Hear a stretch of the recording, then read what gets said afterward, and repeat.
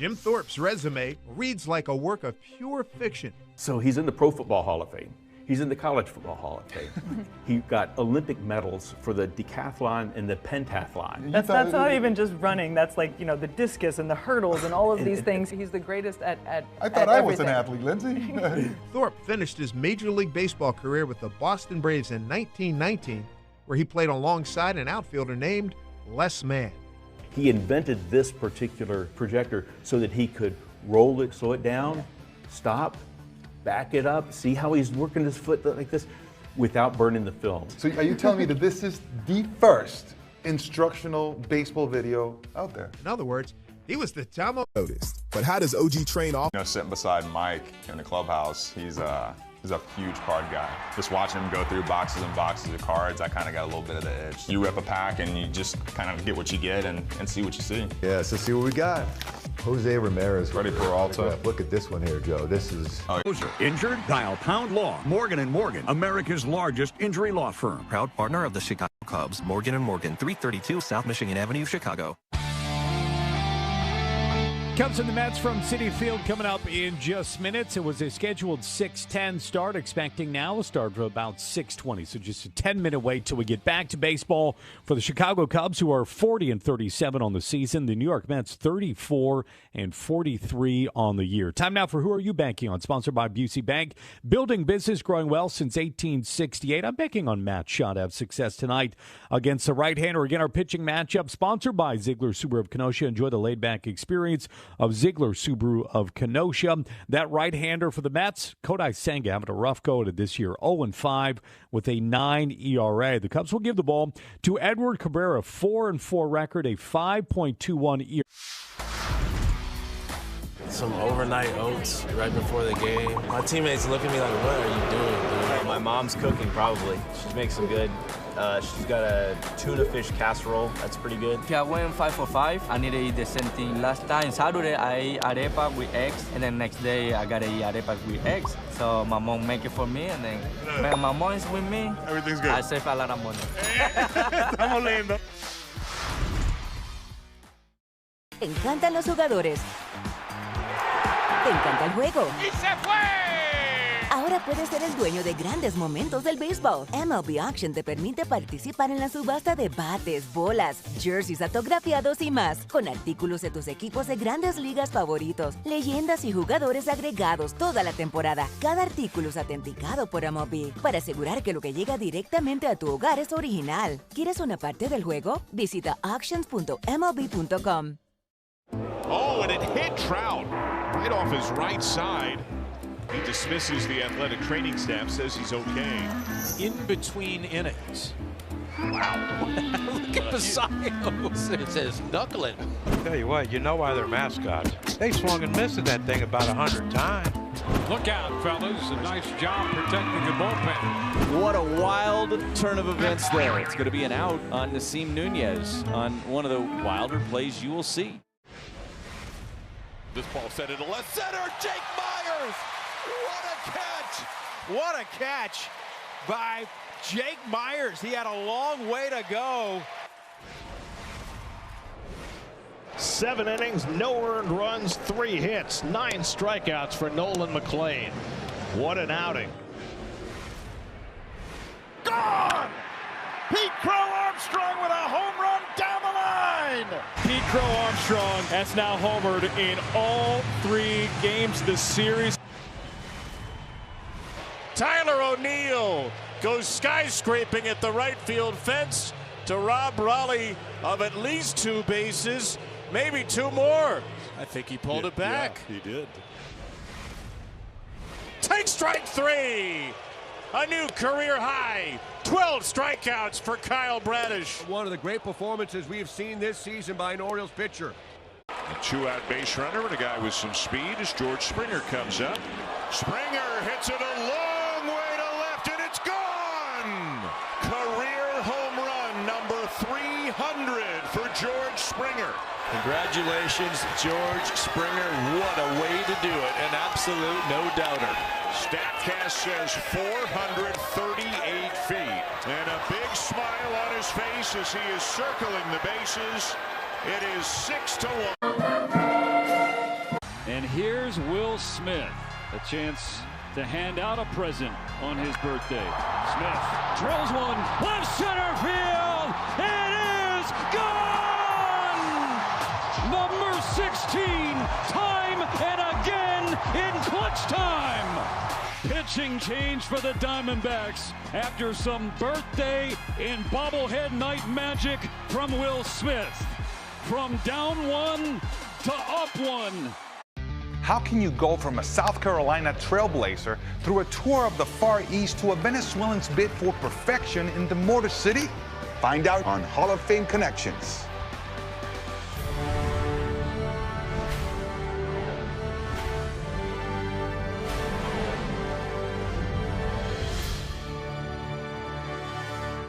Following in the footsteps of those legends named Robinson meant that Dobie didn't always get the attention or the credit that he deserved. Baseball can be a little bit different, and things aren't always perfect, right? Biz, born James Raleigh Mackey, was a member of the 1923 Hilldale Club that won the first ever Eastern Colored League championship. This was reality for these players, and speaks of the segregation, a very somber time. In 1927, Biz Mackey took part in a 48-game tour of Japan. The 1927 tour was initiated by Japanese-American baseball pioneer Kenichi Zenemura.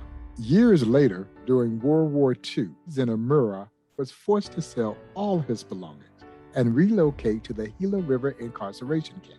They're being denied their freedom, but baseball provides hope, and it gives them an expression of what it is to be an American. You realize the gravity of the situation, and baseball is that which transcends all of it. So in 2006, the Tucson Sidewinders, a AAA team for the Arizona Diamondbacks, commemorated that high school game that had been played at Zenemura Field. And then later that season, the Sidewinders win the championship of the league by beating the Toledo Mud Hens. And on that team was Ryan Rayburn. He watched his Detroit teammate, Armando Galarraga, toss his famous imperfect game. Another reminder that baseball will always bring people together. Catch every episode of Hall of Fame Connections on MLB.tv and discover your own connections to the game at baseballhall.org. Te encantan los jugadores. Te encanta el juego. ¡Y se fue! Ahora puedes ser el dueño de grandes momentos del béisbol. MLB Auction te permite participar en la subasta de bates, bolas, jerseys autografiados y más, con artículos de tus equipos de grandes ligas favoritos, leyendas y jugadores agregados toda la temporada. Cada artículo es autenticado por MLB para asegurar que lo que llega directamente a tu hogar es original. ¿Quieres una parte del juego? Visita auctions.mlb.com. If you're feeling crabby, check out some of these wild and weird moments from around the league. Since gonna tag out Bowers, who had the crab crawl back toward first base. Is this 1-1-1-3 on the putout? Of course, catching it is one thing. Whoa! Go through the 5-hole? Yeah, it sure did. Now that's what you call really struggling. Now let's see some animal instincts on display in the field. Nico! Behind the back, what a play! Get a load of this. Say hey, Austin Martin right. He made an incredible catch. And a liner caught by a leaping Bobby Witt Jr. No question about that one. Robles over, goes to a dive, and makes a tremendous catch. Oh, I didn't give him a shot off the bat to come down to that baseball. Oh, highlight reel stuff from David Hamilton. How about that? The bubblegum blowing contest. It was fun. It was at a time when Topps included bubblegum in their baseball cards. And that was the to the starting lineups. Brought to you by Morgan & Morgan, America's largest injury law firm for Craig Counsell's Cubs. A record of 40-37, third place in the National League Central. Pete Crow Armstrong is the leadoff man, and he's in center field. Alex Bregman at third. The first baseman is Michael Busch. The Cubs cleanup man tonight is the designated hitter, Seiya Suzuki. The left fielder, Ian Happ. Matt Shaw in right, batting seventh, second baseman Nico Horner. Carson Kelly is the catcher, and hitting ninth for the Cubs tonight is shortstop Dansby Swanson with right-hander Edward Cabrera on the mound. Meantime, for Carlos Mendoza's Mets, a record of 34-43, last place in the National League East. Carson Bench is the New York leadoff man, and he's in right. And he drills this ball. Goodbye! Bang to begin this series. Oh, what a shot. And what a start for the Dodgers, 1-0 like that. 113 coming off the bat. This is a changeup, but look at the location. You know, we just got done talking about command versus control. The control's there, but it's right down the middle part of the plate. It was a strike. Was. Not all strikes created equal. Stabbing grab, Arroyo, nicely done. More tremendous defense in this series from Nasim Nunez. Jake Myers, what a catch! Looks like he's played there for years. Not too shabby, young man. 2 Gold Star plays. Back-to-back web gems. Beautiful thing on both sides of the infield now here for the Braves. Back to the warning track and makes the catch up against the wall. It is caught by Davis Schneider. Leaping grab by Meyer. Closing is Mitchell, and he makes the play. The race is on, and Vladdy will win it. Jazz Chisholm, lovely, lovely play. Eyes on the ball, right? Yeah. Tyler O'Neill goes skyscraping at the right field fence. Oh, Billy Cook. One of the greatest center fielders in the game today. Backtrack, leaps at the wall, made the catch. Diving stop by Palacios, who is just taking hits away from everybody. I'll tell you what, through 3 2/3 innings, I think Richie Palacios deserves a Gold Glove. This ball set into left center. Jake Myers. What a catch. What a catch by Jake Myers. He had a long way to go. 7 innings, no earned runs, 3 hits, 9 strikeouts for Nolan McLean. What an outing. Gone! Pete Crow Armstrong with a home run down the line. Pete Crow Armstrong has now homered in all 3 games this series. Tyler O'Neill goes skyscraping at the right field fence to rob Raleigh of at least 2 bases, maybe 2 more. I think he pulled it back. Yeah, he did. Take strike 3. A new career high. 12 strikeouts for Kyle Bradish. One of the great performances we have seen this season by an Orioles pitcher. 2 up and 2 down. Here's Matt Olson. Olson swings and clubs one. High in the air to deep center field. Streaking way back to the wall and off the wall. That's a home run above the yellow line. Matt Olson gets us going with a homer to the deepest part of the yard. What a shot. Way up in the air to straightaway center, and it's 1-0 Braves. That's got to feel good for Matt Olson, getting that goose egg out of his home run column, and there was no question that one was leaving the yard. That was absolutely crushed. I haven't been able to say that in a while either for 2 days. That makes it the perfect time for Light by England.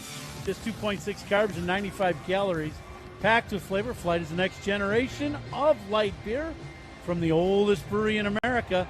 Look for Flight wherever you buy beer, and I got to remember how to do this because we've had a few days off. We don't get too many days off like this in baseball, Z. But, yeah, kind of an odd situation. 2 rainouts in a row, 1 in Chicago 1 year.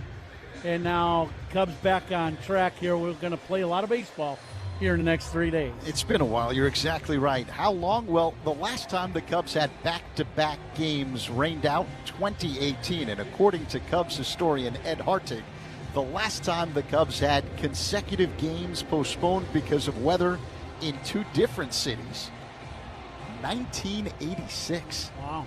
So, yeah, this is a little awkward, but we're ready for baseball. Cubs and Mets, start of a 4-game set. There will be a doubleheader here at Citi Field tomorrow. There was rain most of the early evening here in New York, but it's cleared. So first pitch was only delayed about 10 minutes. And the Cubs are trying to duplicate what they did to the Mets earlier this season in April when they swept the Mets, outscoring them 18-7.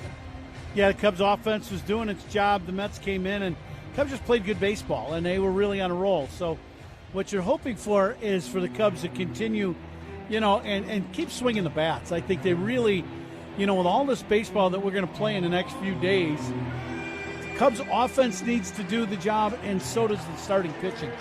But, boy, if the offense can really get clicking here, and today could be a good day for it, that really takes some of the pressure off of that pitching staff. The Mets take the field here in New York as we get ready for baseball. 70 degrees at the moment here in Queens. Cloudy skies overhead. The game time temperature sponsored by Four Seasons, your trusted local experts for heating, air conditioning, plumbing, sewer, and electric. Cubs wearing their traditional road gray uniforms, jerseys, and pants. Blue numerals, blue lettering on the front outlined in white, red numerals on the back outlined in white. Blue batting helmets with a red C on the front. Blue socks. Pete Crow Armstrong, who will be leading things off for the Cubs momentarily, wearing gray shoes tonight. The Mets wearing alternate blue jerseys with orange numerals and lettering. Blue caps with an orange interlocking NY on the front. White pants. Pitcher Kodai Senga wearing black and orange shoes here tonight.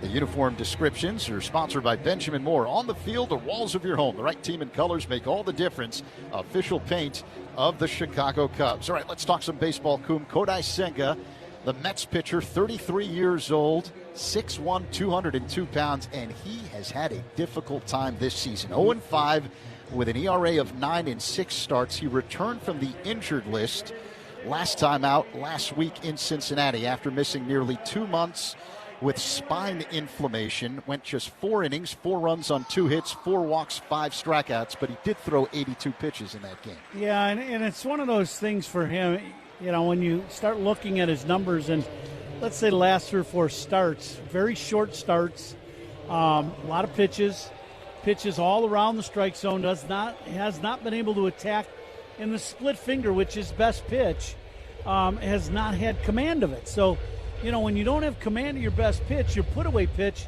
and it becomes a non-competitive pitch, it makes it very difficult to get hitters out. Pete Crow Armstrong digs in, left-handed batter against the right-hander Senga, who works his motion and deals, and PCA looks at a strike to start things off. Baseball officially underway here in New York. The Cubs leadoff man is presented by Binny's Beverage Depot. If Pete Crow Armstrong gets a hit, Binny's Beverage Depot will donate $200 to service dog charities.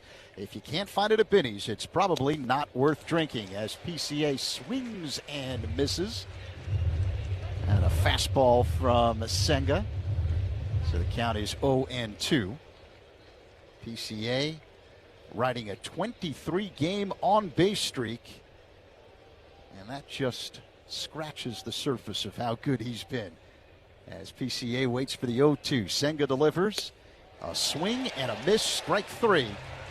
1 away here in the top of the first, but during that 23-game on-base streak, Coom, PCA hitting better than 400 with 10 home runs and 17 RBIs. Yeah, he's been swinging the bat very well. He's been patient too, so he's not chasing a lot, and the at-bats have been, as he's letting this ball carry to him a little bit, he has had a really good run here swinging the bat. Alex Bregman now at the plate. Here's the pitch by Senga.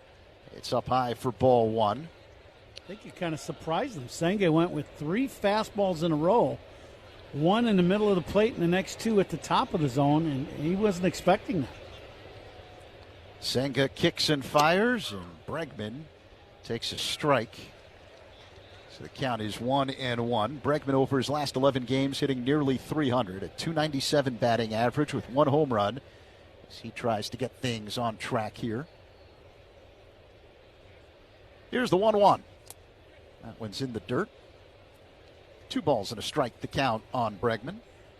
Senga with a very good fastball. He doesn't feature it as much as I think the Mets people would like.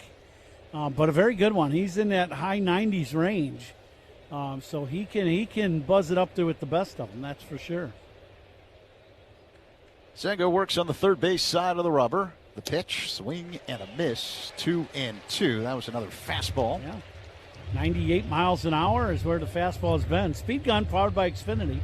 Reliable Wi-Fi at one price for 5 years. Xfinity. Imagine that.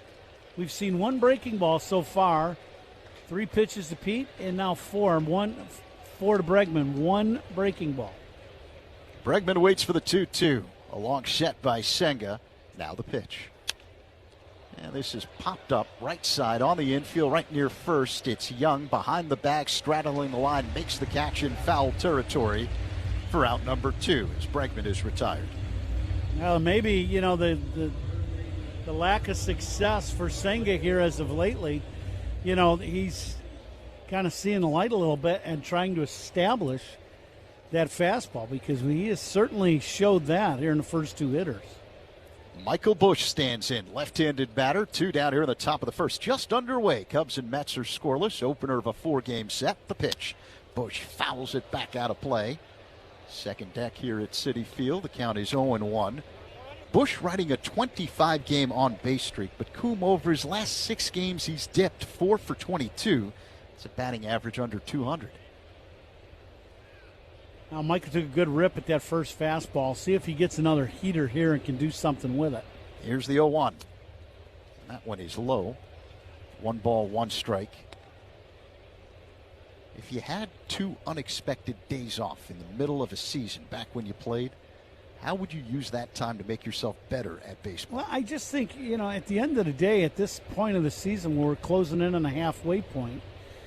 The 1-1. Busch looks at a ball up high, 2-1. There's really, the whole idea is to give yourself a mental break if they're, if the conditions are going to give it to you. And then the other thing is you try to use this time to kind of heal up a little bit. The only thing I would have made sure I would have done yesterday coming to the park is thrown. Busch taps it foul at the plate, 2-2. Because when you spend a few days in a row and don't throw, that's a problem for your shoulder. Your shoulder gets, I don't know how to explain it, but you just do. So I would always throw, even if I had to go out in the rain and it was pouring, you'd play catch for a while just to make sure you were throwing. 2-2 the count on Busch. 2 down here in the top of the first. Cubs and Mets are scoreless. Senga waiting for the pitch clock to run down to almost 0. He deals. That pitch just misses. So it's a full count.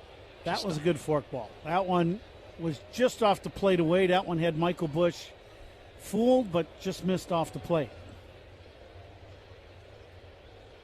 So now Senga's ready. Here comes the payoff pitch to Busch. Pop foul out of play off to the left. They'll do it again. First inning, powered by Invesco QQQ. Let's rethink possibility. Invesco Distributors Incorporated. Michael's had some good swings at Senga's fastball. Overall on the year, Busch hitting at .247 with 8 home runs.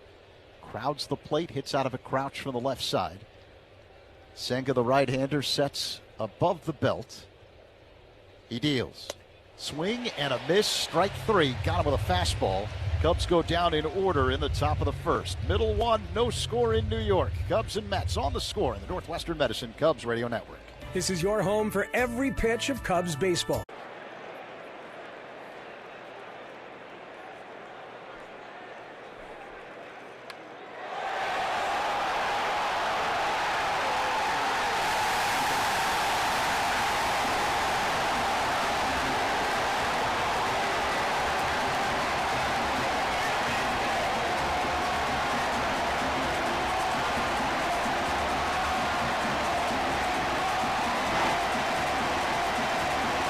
Troy, the Arizona left fielder, 0-4-2. Tommy gets on this one, drives it to center. This one's on its way, and there it goes. Tommy Troy, way up on the batter's eye. That's his 3rd, and it's 3-2. There's nothing cheap about that home run. That was 3/4 of the way up the green patch, past the center field wall.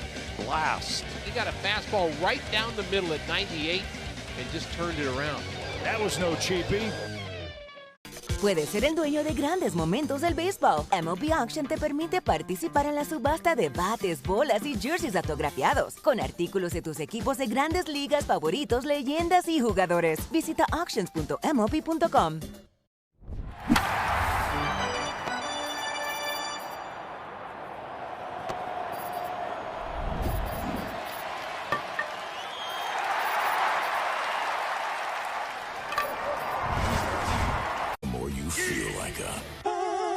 Hey, Cubs fans, make history with your business in the Village of Bedford Park. To learn more, contact Adam Colopy at ACOLLOPY@villageofbedfordpark.com. 28-year-old right-hander Edward Cabrera on the mound for the Cubs. Scoreless game as we get set for the bottom of the first here in New York. Game one of a 4-game set between the Cubs and Mets.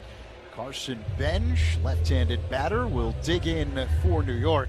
Cabrera is 4-4 with a 5.21 ERA in 13 starts. He faces home plate, working on the first base side of the rubber. First pitch on the way, and a check swing at a pitch up high to Bench on appeal. No swing, says Junior Valentine at third. So the count is 1-0. Cabrera was pulled last time out. Here's the 1-0 pitch to Bench in there for a strike. 1-1 the count. He was pulled in the 5th inning because of cramping in his right hand against the Rockies a week ago tonight, the 1-1. And a fly ball hit to right, playable for Ian Happ, who drifts toward the line and makes the catch. Bench is retired, 1 away, and it sounded like after the game, once Cabrera was pulled, that just the initial pain when he was on the mound scared him more than anything. Well, it's just such a weird thing. You know, you're pitching and then your hands cramping, and as we know, it's not a voluntary thing. It's involuntary, and just starts doing it. Bo Bichette takes an awkward swing and miss at Cabrera's sinker. The only place for a baseball player that I can think of off the top of my head that the cramping thing becomes a real issue, like where you get concerned for lengths of time, is the hamstring. As Bichette fouls that one back out of play, 0-2. When a guy has they think, well, I'm cramping in my hammy, a lot of times that's part cramp, part tear, and that's a problem. But, immediately they said the very next day that he's going to be fine and be able to make his next start, and here we are. Bichette looks at a ball from Cabrera. That was a slider that missed off the outside near the top of the zone, 1-2. So it's good to see Cabrera on the mound. He kicks and fires, and Bichette takes strike 3 called. Sinking fastball from Cabrera, 2 away. Cabrera paints the outside corner with some gas. That's a good pitch to get the punch out of Bichette. Bichette has been swinging better as of late. Really hasn't gotten on track if you look at his total numbers, but here as of late, he's been swinging well. And speaking of swinging well, the guy at the plate, I don't think he ever doesn't swing well. Yeah, Juan Soto digs in. Powerful left-handed batter hitting at 301, and he looks at a strike from Cabrera. Fastball clocked at 98 miles per hour on the inner half near the bottom of the zone. 0-1 the count. The next pitch, tap foul off to the right. So the count is 0-2. By the way, strikeouts by Cubs pitchers brought to you by our Chicago and Northwest Indiana Hyundai dealers. We love our good friends at Hyundai. Not only does Soto hit above 300, he's also got 17 home runs, 38 runs batted in, and 6 stolen bases. Here's the 0-2. Inside, backing Soto off the plate. 1 ball and 2 strikes. Yeah, this guy can hit. He's got 38 RBIs, and the only reason he's got 38 RBIs is because in this lineup, you're going to try to do everything in your power not to have him be the guy to beat you. The 1-2. Soto hits a high fly ball, shallow left. Coming in, Happ camping under it, makes the catch for out number 3 as the Mets go down in order in the first. Scoreless game as we head to the second. Cubs and Mets on the score, and the Northwest. Chris Sale's 10th start of the season was a beauty. He goes 7 innings, giving up just 1 run, and he is in line for his first win against the Marlins. An outstanding outing tonight by Trey Savage. 6 innings, 2 hits, did not walk a batter, struck out 8, kept the Yankees off the scoreboard. 11 strikeouts from Kyle Harrison. Matching a career-long outing for Kyle Harrison and a dominant 2-hit shutout for the left-hander. Wow. Outman over. Outman with the dive! Superman hit-saving play by James Outman. Ryan drops his glove on the mound and gives James Outman a standing ovation. First pitch of the game, the pitcher hits it out. A living, breathing statue, Shohei Ohtani. You just Don't dare take your eyes off of him. He's a walking history book. It's ridiculous what he does. I'm going to throw out a restaurant kitchen term to you, and then hit me with the baseball one. I'll start first. Okay. Mise en place. Oh, mise en place. That is, as the chef, you put all your different ingredients out, kind of before you start cooking, right? You got it, man. Yeah. That's the most important That's a tough one. I hear this one a lot because of my name, can of corn. Easy fly ball.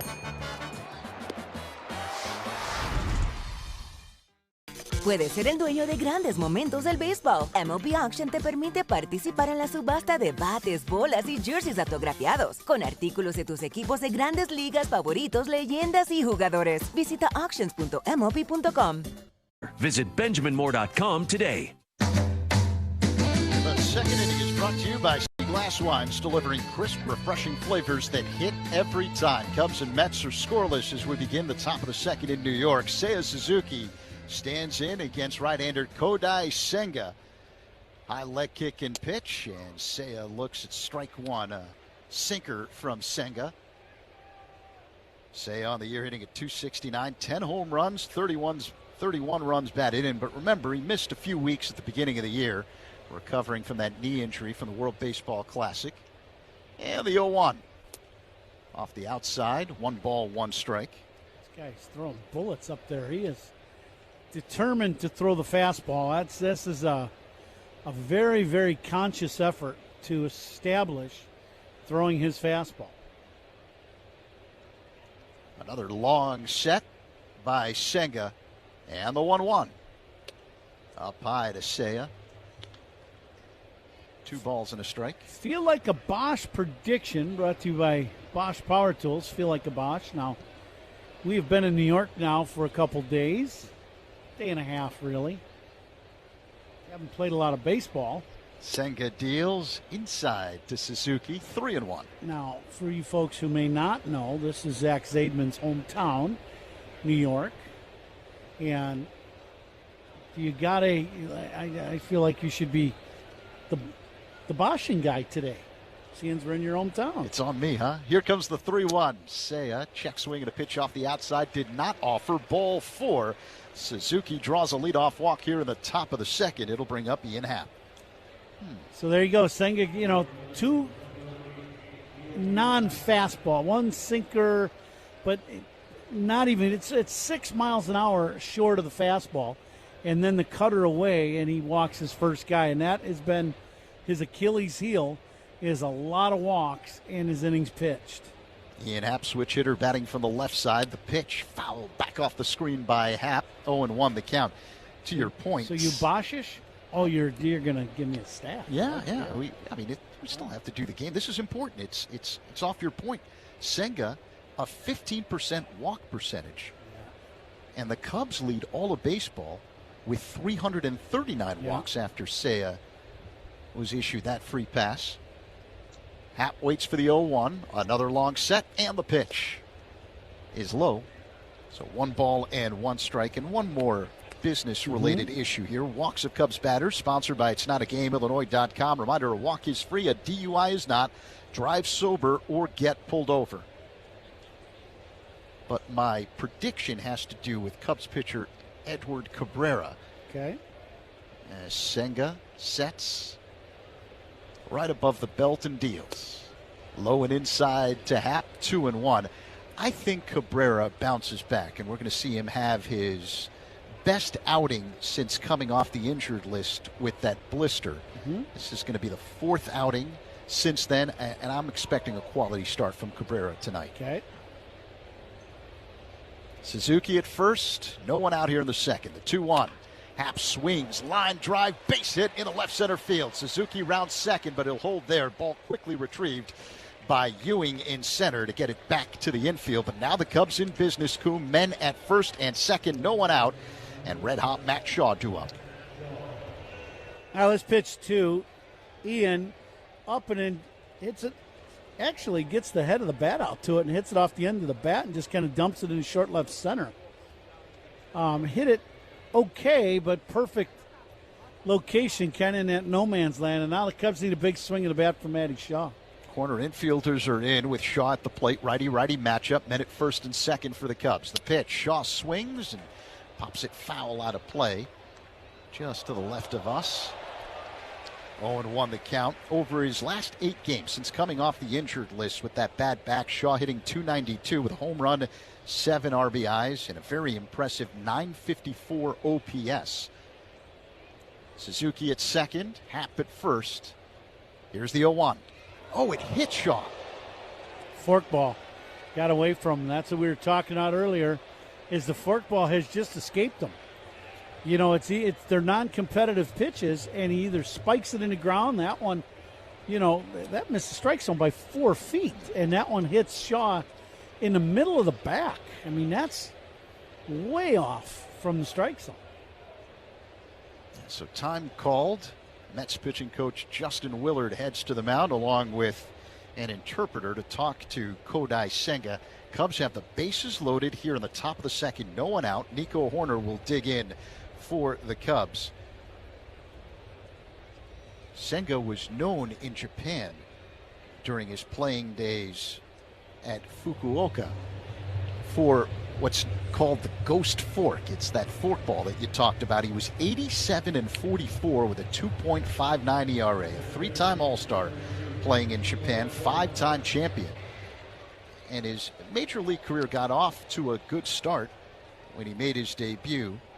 But since then, he's been battling injuries and now ineffectiveness. So Horner digs in with the bases loaded. The pitch is low, gets behind the catcher Alvarez, but not far enough for Seiya to think of coming home. 1-0 the count. Alvarez had a little issue. That was a fastball that kind of ran down and in, and Alvarez in a very relaxed position, almost too relaxed, and didn't catch that ball. It's right at the edge of the dirt, and the Mets got lucky. It hit the umpire Jones in the back left foot, or else it goes all the way to the backstop. Bases loaded, no one out for the Cubs here in the second. Horner waits. The 1-0 from Senga is dribbled foul behind the plate off to the right. 1-1. It's been well documented. Nico's been in quite a slump, hitting under 200 over his last 40 games, but in the just completed homestand, he hit .286, 6 for 21.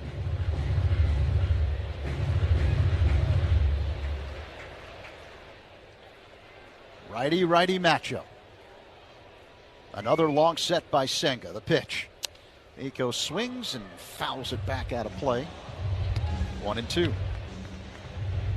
That's a pitch Nico would like to have back. That was a good pitch to hit. It was a breaking ball, but right in the middle of the plate, he just fouled it back. When Nico is going good, that ball's darted into right center or left center. Senga deals, and Nico swings and misses. Strike 3, got him with a cutter, 1 away. Yeah, Nico, that pitch surprised Nico. He took an awkward swing, and back foot moving, he just not in sync with that pitch at all. Didn't see it well out of the hand, and very late with the swing for the first out of the inning. So here comes Carson Kelly. Bases loaded for the Cubs, 1 away here in the top of the second. Scoreless game in New York. The pitch, high and tight to Kelly for ball 1. Kelly had a whale of a homestand. He went 4 for 8 with a home run. The home run was a grand slam against the Blue Jays. 7 RBIs on the homestand. The pitch. That's a called strike. Fastball from Senga, clocked at 96 miles per hour. 1-1 the count. Kelly went keen on that call, but did not want to challenge. Suzuki's at third, Happ at second, Shaw at first. 1 down, top 2, Mets. And Cubs are scoreless. The pitch. Pop foul out of play off to the right by Kelly. 1 ball and 2 strikes the count. Defensive alignment sponsored by Fitzgerald Equipment. Material handling handled. Learn more at FitzgeraldEquipment.com. The Bunch and Kelly are out towards left center field. So pretty good size gap in right center. Kelly waits for the 1-2. Here it comes. It's high and inside, 2 balls and 2 strikes.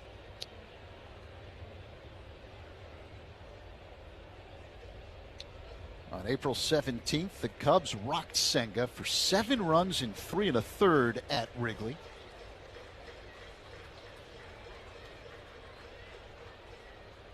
Now the 2-2.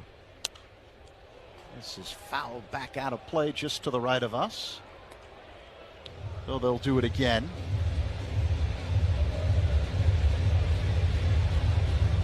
Gray skies overhead. Officially 68 degrees at first pitch here in Queens. Cubs looking to strike first with the bases loaded here in the top of the second and just 1 away. Kelly at the plate with a 2-2 count. Senga puts the ball in the glove, fidgets around, works his motion and deals.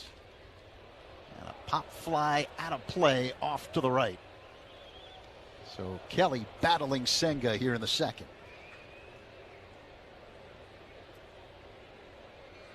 Senga's thrown a couple fastballs. Last couple pitches been what he calls a sweeper. Looks like it's kind of a normal slider. Time called by Alvarez. He steps in front of home plate. Alvarez did not like what they were going with. For some reason, he popped out of there and did not want to go with that. Now they're going to reboot on the sign. Senga keeps shaking his head and then finally says yes. All right, so here we go. The 2-2 to Kelly. High and tight. Carson's worked a full count here with the bases loaded, just 1 away in the top of the second. Cubs and Mets scoreless. Senga and Alvarez having a hard time getting together on the pitches. They shook 3 times and then finally threw the pitch that Alvarez wanted. Didn't throw it where he wanted, and then he was upset. There's nowhere to put him. Kelly waits. The payoff pitch is in the dirt for ball 4. The ball squirts past Alvarez to his left. Cubs strike first. Carson Kelly draws a bases-loaded walk. Suzuki comes in. 1-0 Cubs over the Mets here in the second. Still just 1 away. Bases remain loaded. And now Dansby Swanson will hit. And that's exactly what we were talking about in the pregame show and here in the open is you go to 3-2, you've got 1 out, but you got the bases loaded 3-2, and you got a 98-mile-an-hour fastball. What do? You spike a slider in the dirt. That's an absolute non-competitive pitch, and you walk in a run. Dansby with 8 home runs on the year. Right-handed batter against the right-hander Senga with the bases loaded, just 1 away. Cubs up 1-0. Here's the pitch. That's a called strike. Fastball from Senga, 95 miles per hour. Right at the top of the zone on the inside edge. So far, Cubs have questioned a couple calls, but they've all been strikes. Jones doing a pretty good job so far. Now the pitch. Swanson fouls it back in the hole, 0-2. Haps at third base, Shaw at second, Kelly at first. Just 1 down here in the top of the second with the Cubs on top of the Mets, 1-0. Game 1 of a 4-game set. Senga deals, and Swanson taps it foul at the plate, just getting a piece of that breaking ball, 0-2. Little inside hook to Dansby. That pitch might have been down, but fouls it off at home plate, stays alive. Here's where if you're Ian, you got to be kind of aware too, because Senga at any moment can spike one of these split fingers and it could go to the backstop. Swanson waits. The 0-2. And a line drive hit to left. Right there is Soto. Makes the catch. Hat tags. He's coming home. The throw cut off. And it's now 2-0 Cubs here in the second. Sacrifice fly by Dansby Swanson. Good at bat for Dansby. That's really good. You get behind the count 0-2. And, you know, there's the issue with Senga. He just doesn't know where the ball's going. And he gives Dansby a really good pitch to hit. And Dansby serves this ball in the left, drives into Cubs' second run.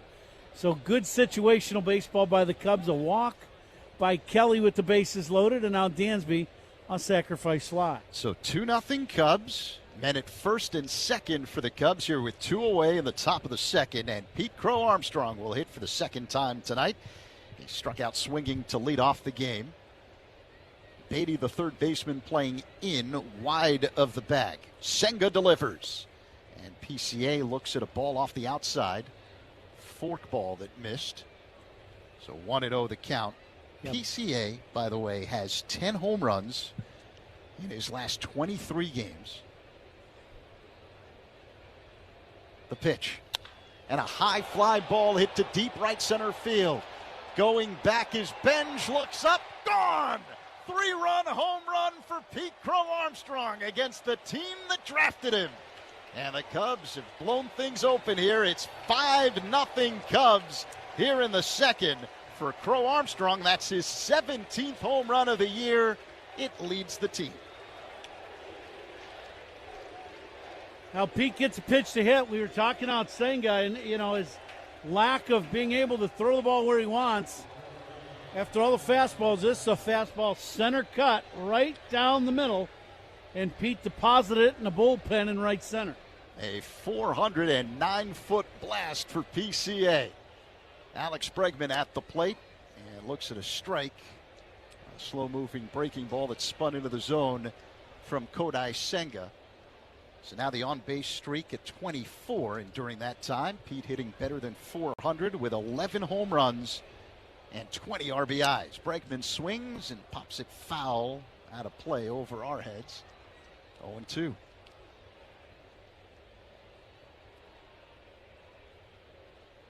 He is in some kind of zone, PCA. 5-0 Cubs here in the second with 2 away. The pitch.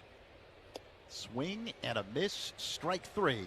And the top of the second comes to an end, but not before the Cubs strike first, putting a high 5 on the board. 5-0 Cubs, middle 2 on the score. And the Northwestern Medicine Cubs Radio Network. Hey, Cubs fan. Vargas 1 for 3. 1-0. Vargas hits it deep to left center. This one's got some carry, and it's gone. Eldemaro Vargas gets one back. Well, you're the DH. You're supposed to be the hitter, and he's been hitting a single and a run scored in the second, and a 2-out homer in the 7th, his first of the year. That went 431 feet. 109 miles an hour off the bat. That's a momentum breaker right there. He's the ultimate argument for the 26-man roster. Gosh, we've gone to Sea Dogs games since we were kids. I've been coming to see the Sea Dogs for the last 30 years. Great experience. Everybody here is just bends over backwards to help people out and wish the world was like it is right here at the ballpark. We've always wanted to be more than just a baseball team. We want to be strong, active, contributing members of the community. And I think that effort is seen by the people and the fans, and they want to support that effort.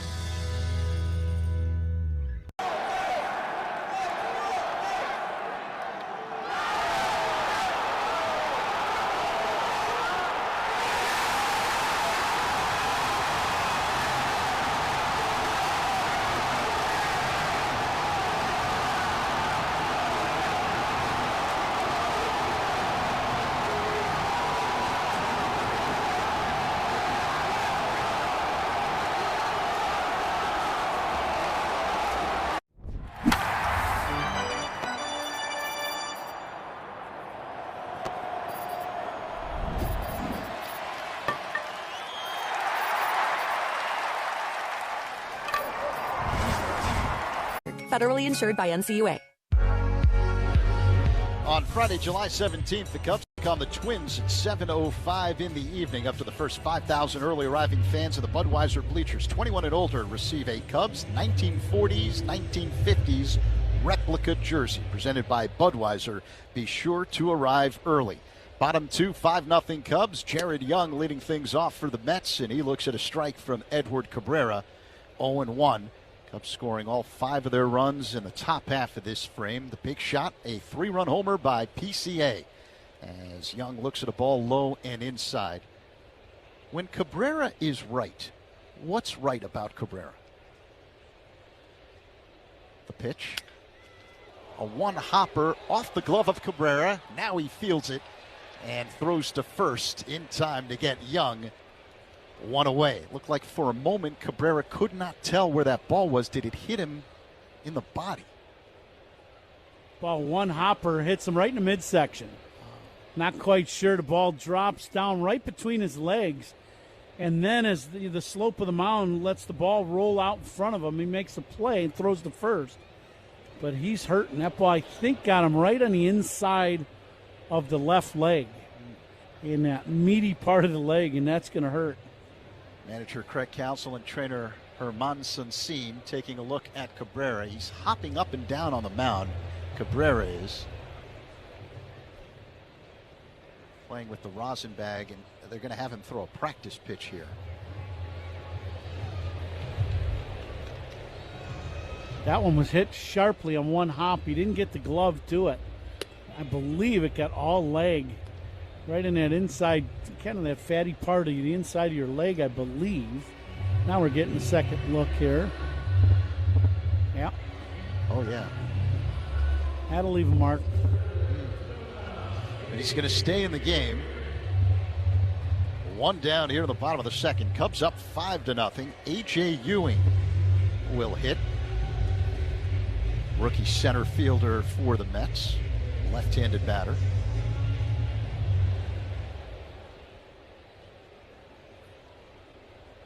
Cabrera works his motion and deals. And Ewing looks at a strike.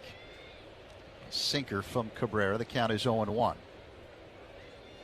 Are there things you're looking at, knowing where Cabrera got hit right now as you watch him? No, he'll be fine. That's a, ball hit him in the leg. He's going to be all right. The 0-1. Ewing looks at a ball off the outside. 1 ball, 1 when strike. When he was jumping up and down, you knew he was okay. Just trying to get feeling back in your leg, because it hits you in a meaty part of your leg, not where it's all muscled up and, it gets a little stingy, and it just, it buzzes you for a while, but you're okay. That last pitch was a curveball that missed inside. 2-1 the count on Ewing. Cabrera kicks and fires. Ewing swings and pops it foul out of play off to the left. 2-2 the count. Good pitch by Cabrera inside to Ewing. That's a good two-seamer. Started out in off the plate and ran it to the inside corner. Luis Robert Jr. was acquired before the season to play center field for these Mets as Cabrera deals. Ewing takes ball 3 and works a full count. That was a sinker that didn't sink. It was high. But Robert dealing with a back injury, so Ewing got the call up. The payoff pitch bounces it foul off to the right. And he's batting at .266 this season with a couple of home runs.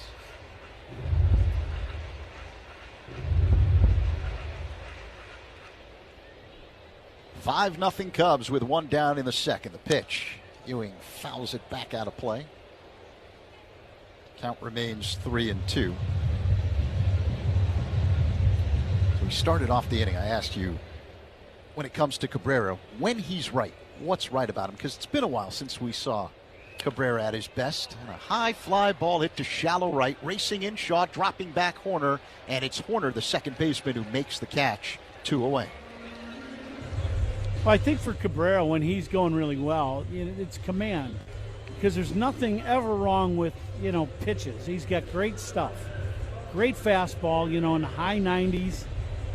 He's got movement on the fastball. At times for his heater, it can be, he doesn't quite have the great command of it in the zone. That pitch misses down and away for a ball. But, he's got a great breaking pitch, good changeup. And he'll use his breaking pitches more to get hitters out than he will, kind of dominating with his fastball, which is unique for a guy that throws 98 miles an hour. Marcus Semien at the plate. He looks at ball 2 off the outside, a curve that missed. Cabrera working quickly. The next pitch misses again. 3-0. That was a fastball clocked at 98 miles per hour. Up high. Righty-righty matchup. Here comes the 3-0 in there for strike. Another fastball from Cabrera. 3-1. Semien in his first season in New York hitting at .219, but he does have 9 home runs. The pitch. This is fouled over our heads out of play. 3-2. Yeah, this guy hitting .219. That's been the problem for the Mets so far. Offense has been a little sketchy. Soto has done his job. Bichette is heating up. Benj has done very well. He's been a good good, solid bat in their lineup as a young player. This is pop foul out of play. Off to the right. 3-2 the count on Simeon. But you look at their stats, a lot of low batting averages, a lot of, not a lot of guys with a lot of production. And they've been banged up some. So, I mean, it's, you're missing one of your star players and your shortstop. Francisco Lindor dealing with an Achilles. The 3-2 is dribbled foul off to the right. Simeon's putting up a pretty good battle here against Cabrera. 5-0 Cubs, 2 away here in the bottom of the second inning. Lindor could be back with the Mets before the end of this 4-game series against the Cubs. The 3-2. Simeon takes ball 4 up high. 2-out walk. Simeon becomes the first Met to reach base tonight. Yeah, Lindor's on one more final game in the minor leagues to rehab to get back, so he should be back soon. And Mets have a number of big-name players on the injured list. Talked about Luis Robert Jr. There's Lindor. Now the batter, Brett Beatty, left-handed hitting third baseman, and he takes a pitch inside. 1-0 the count. Jorge Polanco, one of their big off-season acquisitions, dealing with an Achilles injury. And Clay Holmes, one of their top pitchers, also on the IL. DOMO is low to Beatty. 2-0 the count. 2 quick outs in the inning, and now Cabrera's lost a little bit of command. I don't know if it's a concentration thing or if it's just a feel thing, but a walk, Simeon, and now 2-0 to Beatty. As Cabrera steps off again. Sometimes that's good. A guy, loses a little bit of focus. What he's trying to do, step off and clear your head a little bit and get yourself back on track. Now we're ready for the resumption of play. Here comes the 2-0, and Beatty fouls it out of play. Second deck off to the left. 2-1. Beatty hitting at .219, 3 home runs on the year. Simeon being held on at first by Bush. Bregman wide of the bag, playing on the dirt where shortstop normally would. The pitch pulled on the ground, base hit to right. As Simeon stops at second base. 2 runners on now. You get 2 quick outs, a walk, 2-out walk, and now a single. And that's what I thought. It'll bring out Tommy Hotovy. He didn't like what he saw the last 2 hitters, and Tommy will come out and talk to Cabrera. And while that mound meeting takes place, let's pause 10 seconds for stations to identify themselves on the score in the Northwestern Medicine Cubs Radio Network. Cubs Talk with Mully and Haw, mornings 5:30 to 10 on 104.3 The Score and the Northwestern Medicine Cubs Radio Network, WSCR, WSCR-FM, and HD1 Chicago. Alongside Ron Coomer, Zach Zaidman in for Pat tonight. Pat will rejoin us when the Cubs take on the Brewers in Milwaukee this weekend. Cubs with a 5-0 lead over the Mets with 2 on and 2 away here in the bottom of the second in New York. MJ Melendez, the designated hitter, will dig in. Left-handed batter against the right-hander Edward Cabrera, who works on the first base side of the rubber, sets above the belt. The kick and pitch. Check swing by Melendez and a pitch low on appeal. No swing, says Junior Valentine at third. The count is 1-0. Melendez hitting 189, but he does 4 bombs. It's one of those situations where Cabrera really needs to make a good pitch and get himself out of this inning. Simeon at second base. Beatty at first. 1-0 the count on Melendez. Cabrera deals. And this one is fouled at the plate. 1-1. Good changeup by Cabrera. That was an awkward swing by Melendez. He was fading off the ball and then just kind of flicked the bat at it. That'll tell you he is not seeing the changeup very well or covering the outer half. The 1-1 is low. Cabrera missing with a changeup. 2-1. I'd stay right out there. It looks like Melendez is coming off the ball, like with his approach, so he should handle the ball in well, but not away. So let's see if they stay away from him and induce either a swing and miss or a little ground ball. Now the 2-1 inside. Cabrera went with a sinker there. 3-1 the count.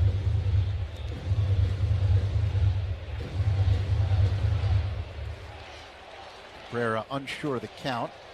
Gets some clarification from the home plate umpire, Austin Jones. It's 3-1. The Mets have men at first and second with 2 away here in the bottom of the second. Cubs up 5-0. A long set, the 3-1. Melendez fouls it back off the screen. It's a full count. Cabrera threw a fastball inner half. Melendez took a huge swing and fouled that one straight back.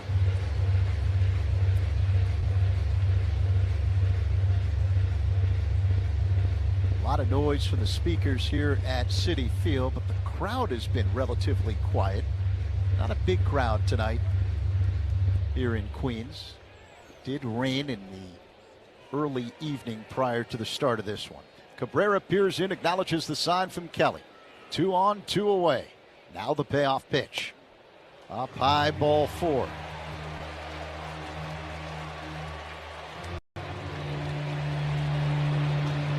Now the Mets have loaded the bases with 2 down here in the bottom of the second inning. And Francisco Alvarez, the number 9 hitter, heads to the plate. Kind of an odd inning for Cabrera. He quickly got 2 quick outs. He did get hit with the ball. The very first hitter of the inning, Young. I don't know if he's having any issues with his leg. It doesn't look like it. But he has not had command since the second out of the inning. A little pop-up to Nico. The pitch to Alvarez is up high as Cabrera misses with that sinker. 1-0.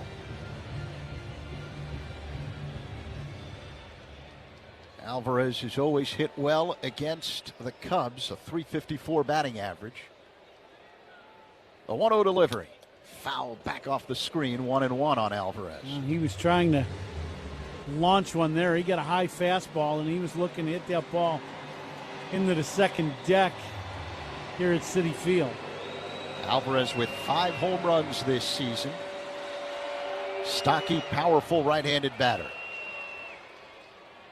Cabrera is ready. Sets above the belt. Bases loaded, 2 away. Here's the 1-1.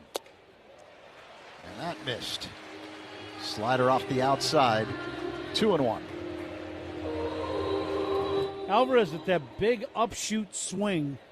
Nothing going down, everything going up. He flies up with that front arm. He should be pretty vulnerable to a high fastball.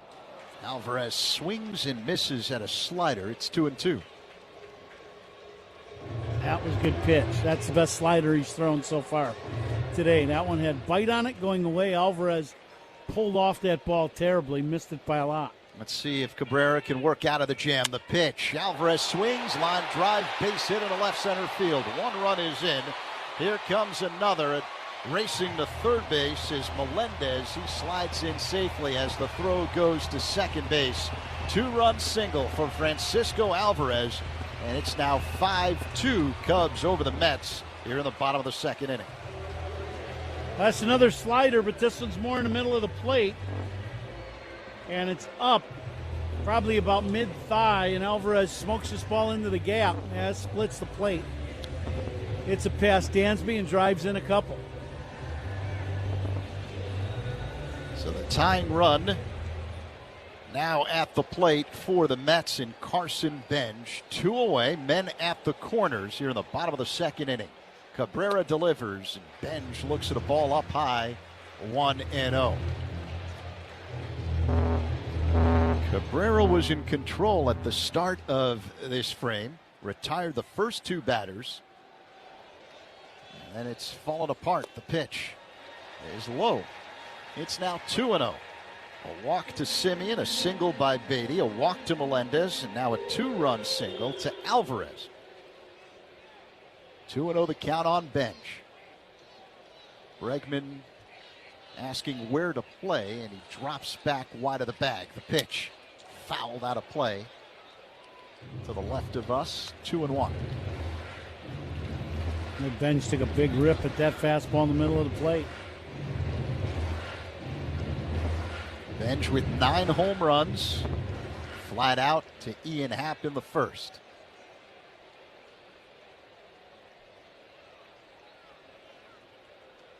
Cabrera is ready. Here comes the pitch. Called strike. 2-2. Sinker from Cabrera. Right at the top of the zone. Yeah, it was a high two-seamer.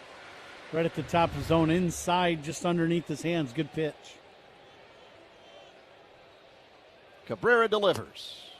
Low and inside. Missed with a change.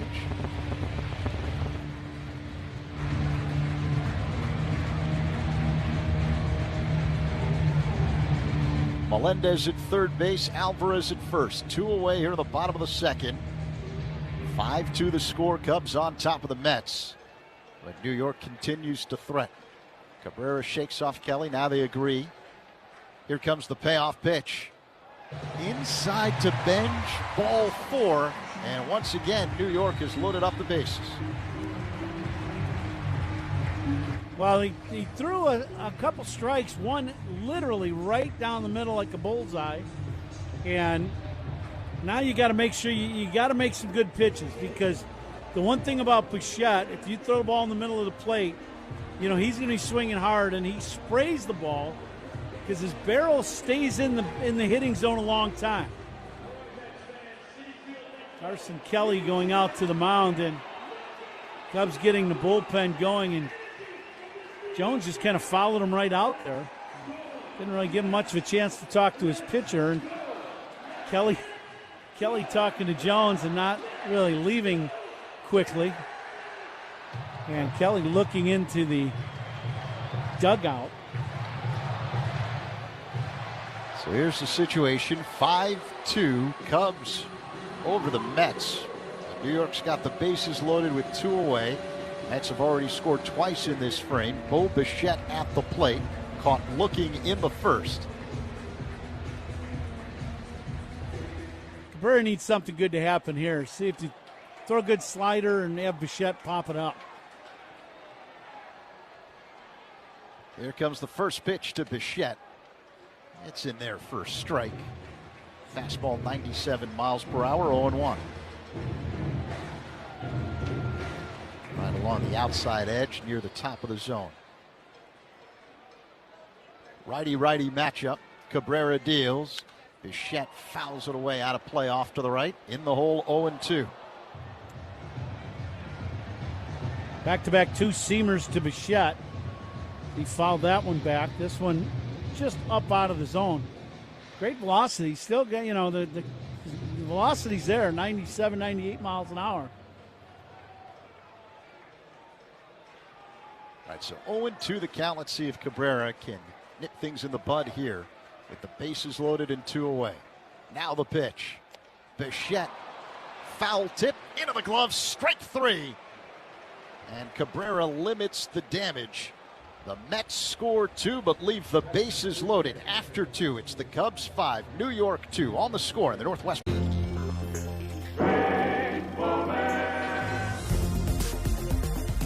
That's up the middle, base hit. Maddox makes a turn. Here comes the throw. It's going to be close. He's going to miss. Safe. He didn't touch it. This is bizarre, folks. This is bizarre. That's unreal. What do you think? You ever seen that play before like that? I've never seen anything like it. And there's a shot into left field. Stanton on his way around to score. And the Yankees are on the board. First, it's 1-0 New York. Bouncer headed up the middle, and that's going to get through and drive in a couple of runs. Cranked up and sent into the right center field gap. McMahon's going to score easily. They're going to wave Wills around. Plays to third. 5-0 New York. Another one head for no man's land, but Harrison Bader read it well. Former Gold Glover comes up to make a very nice catch for the guy they call Big G, who has driven in a run with the 3rd straight hit to open the 5th inning. Chopper for Jazz, hot shot, and he makes the catch. That got on there on a line, and he's telling Jose Caballero, did you see that? I could watch Jazz Chisholm play. I mean, he plays with such joy. Only David Cohn, Ron Guidry, and Mel Stottlemyre had opening day starts of 6+ innings with 2 or fewer hits and no runs allowed.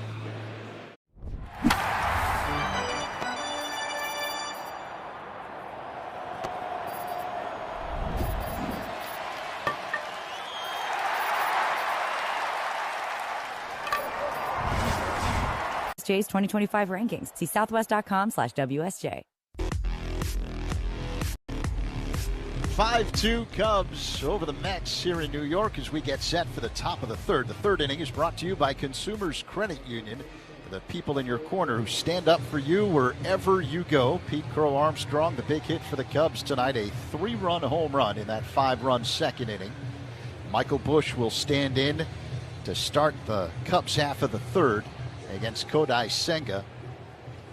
Busch struck out swinging his first time up. Left-handed batter against the right-hander Senga, with Beatty playing in wide of third. Now the pitch. That one missed. A cutter from Senga. 1-0 the count.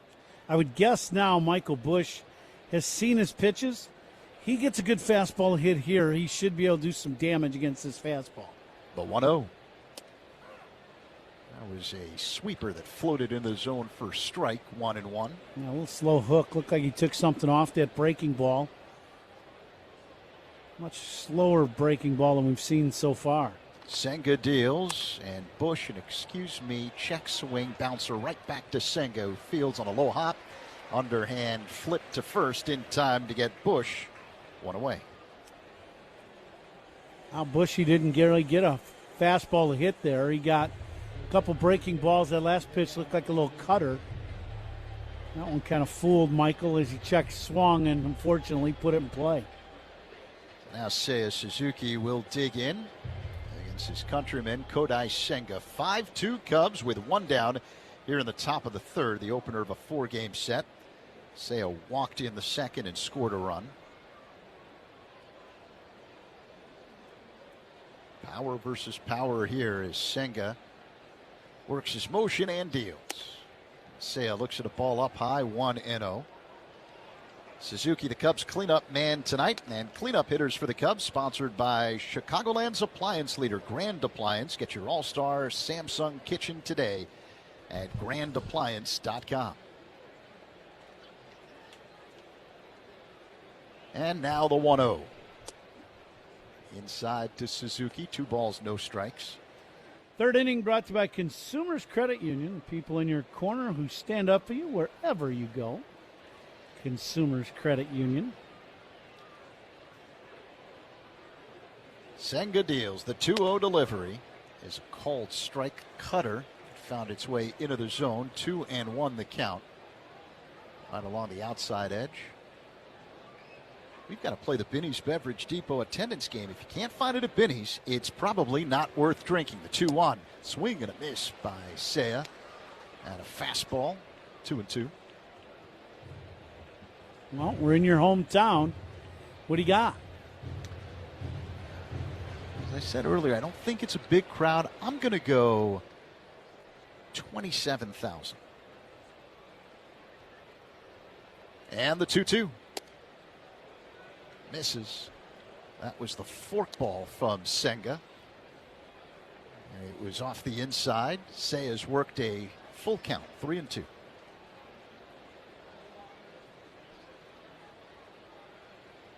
The payoff pitch. Seiya hits one in the air down the right field line, but slicing way foul out of play. It did not have home run distance. What are you thinking, Coom? I am thinking, I think it might be a little over that. I'm going to say 27,500. Should we let our engineer play? Here comes the 3-2 inside to Seiya. Ball 4. Draws his second walk of the ball game. This one comes with one away in the top of the third, and the Cubs leading the Mets 5-2. You mean Paul Schrager? Yeah. World famous. World infamous. That too. Remember, the entry fee, Paul, is only, what, $20, right? To each one of us. Yeah, man. In cash. Ian Happ digs in. Switch hitter batting from the left side with a man at first and one away. The pitch. High and outside, ball 1. The famous cat man, Paul Schrager. Yeah, he's a cat dad 3 times over. Yeah. What's the shirt say today? Cat dad. There we go. Yeah, there you go. Yeah. Top of your game today, Schrags. Here's the 1-0 delivery. Up high to Happ. A sweeper that missed. 2-0. As soon as he heard the entry fee, he just shook his head from side to side. No chance he's playing. We'll waive it. You can play, Schrager. Happ waits for the 2-0. Senga long set. Now the pitch. Bounced foul off to the right. 2-1. Coom, are you having discussions with people just in front of us? Yeah, the cameraman. Yeah. Well, we've got our security guy that's here that kind of runs this area, and he's a great guy, and he helps us out, so we don't have to yell down in front. The 2-1 by Senga is a called strike, a cutter in the zone to Happ. 2-2. I would think he's had that New York PD uniform on at some point, our guy here. He's awesome. Best mustache in baseball. Definitely the best mustache in baseball. Yeah. Man at first, one away. The 2-2 to Happ. Way outside. Full count. Yeah, forkball has just been non-existent today. See Senga snap the ball back from the catcher, Alvarez, just in frustration.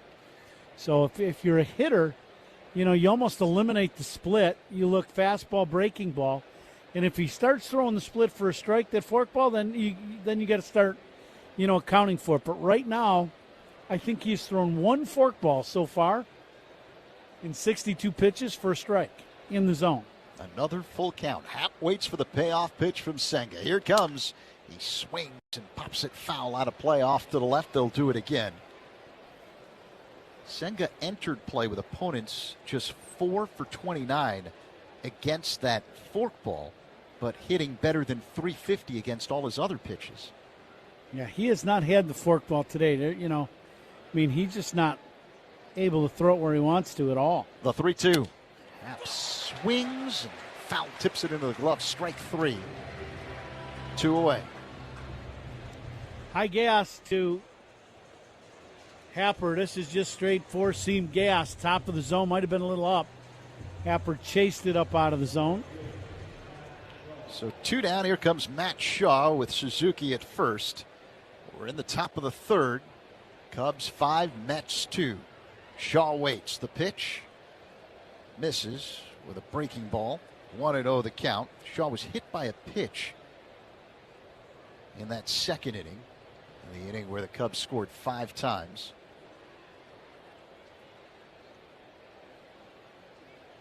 The 1-0 delivery by Senga is a called strike. That was a forkball that just clipped the outside edge, knee high. I think that's the first called strike he's got on the forkball. The 1-1. This is low with a fastball at 95 miles per hour. I would think it's disturbing for a pitcher when, the pitch you've had the most success with in your career, whether it be here or in Japan, and it's not there for you. You just can't find it. The 2-1 delivery. Shaw swings and misses. That was a cutter. 2-2. That's that sharp cutter. So that's the pitch he's had to go to try to be competitive with the fastball and then cutter. It's actually a good one. He gets on top of it and gets good, sharp, tight break away from the right-handed hitter. Not a lot of movement, but a pretty good pitch. So 2-2 the count. Shaw waits for Senga with Seiya at first. Big hole on the right side of the infield. Another long set and the pitch. Pop foul out of play in front of us. 2-2.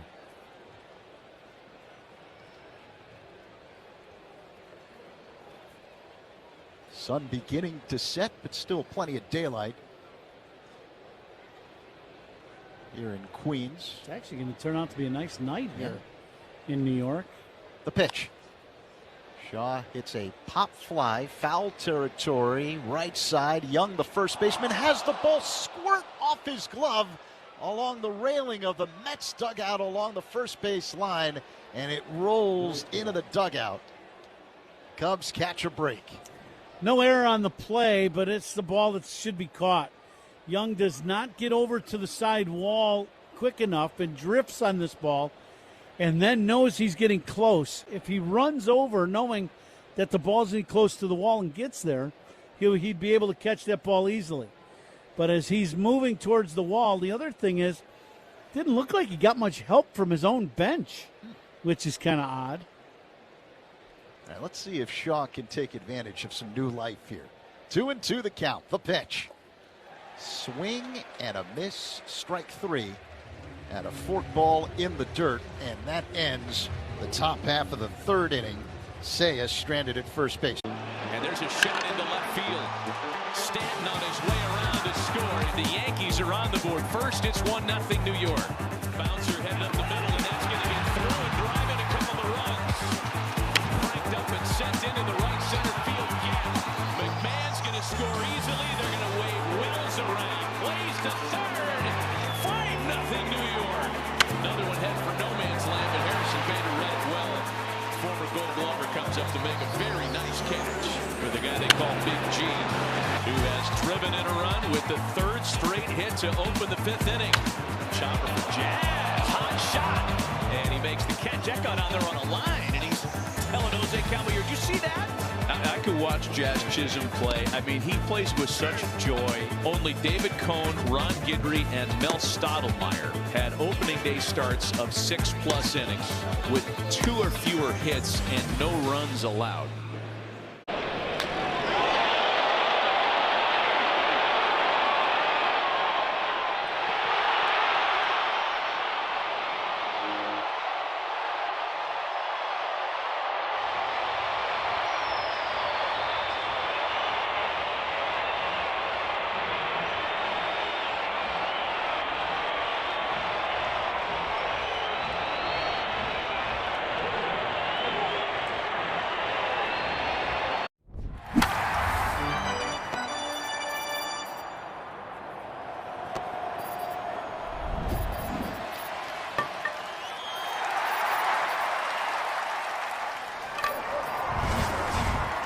Every day on top brands like Samsung. Visit grandappliance.com for full details.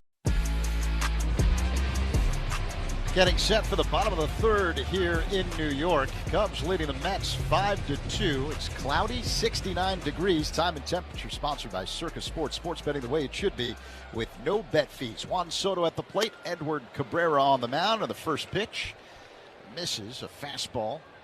Soto showed bunt, but the pitch was up high. He pulled it back. 1-0 the count. I think Cubs would be just fine letting him bunt. The next pitch misses. So 2-0 the count. See, now, if I was at third base and he did that, I'd take my glove off and start clapping. Go ahead, bunt. Please, do us a favor. Now the 2-0. That's a called strike. Sinking fastball from Cabrera. 2-1. The Cubs are not defending third with their current defensive alignment. Bregman is playing on the dirt where a shortstop normally would, and the shortstop Swanson up the middle to the left of the second base bag. Soto swings, hits one in the air, left center, ranging over Pete Crow Armstrong, and makes a running catch just to the right of the 370 marker. Short of the track for out number one. Pitch got in on Soto. Good tight, looked like a little cutter or tight slider in on his hands. Soto still got decent wood on and hit it about, 2 steps from the track in left center. Jared Young at the plate. Looks at a breaking ball for a strike. 0-1 the count. Young, the Mets' first baseman. Left-handed batter, native of Canada. The pitch. Low and inside, 1-1. He's 30 years old now, but he made his major league debut with the Cubs in 2022. It's a 15th round pick of the Cubs back in 2017. The pitch. Called strike. Breaking ball. Young's just one of those guys. He's a solid baseball player. You know what I mean? He's one of those guys who can do a lot of things. He's going to swing the bat pretty well, but he just does. He's just one of those guys that does a lot of things good to make yourself, on a big league roster. That's what I'd say about Jared Young. That last pitch, tap foul at the plate. 1-2 the count on Young. Always says a lot when a guy who's drafted in the 15th round is able to be the solid player you talked about and make it to the big leagues. As Cabrera misses with a sinker. 2-2. Coming to you live all season long from the Invesco QQQ broadcast booth. Proud partner to Chicago Cubs. Young hits one on the ground, backhanded by Horner. Jump throw to first is not in time as Young beats it out. Nico had to range all the way to his right to backhand that. And Young was hustling down the first base line, give him a single. I think they're going to challenge this. This ball's hit up the middle. And Nico gets to it, but doesn't get a lot on the throw. I don't think he had a great grip on the baseball.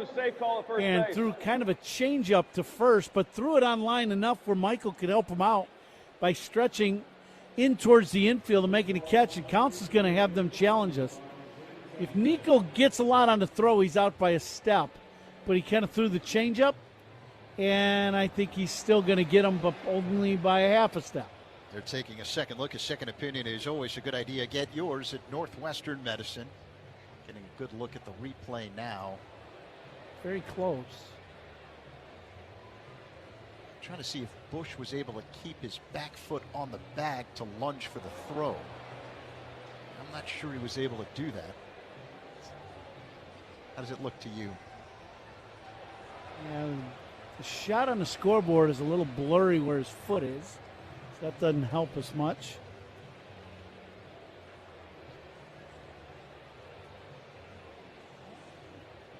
This is really close.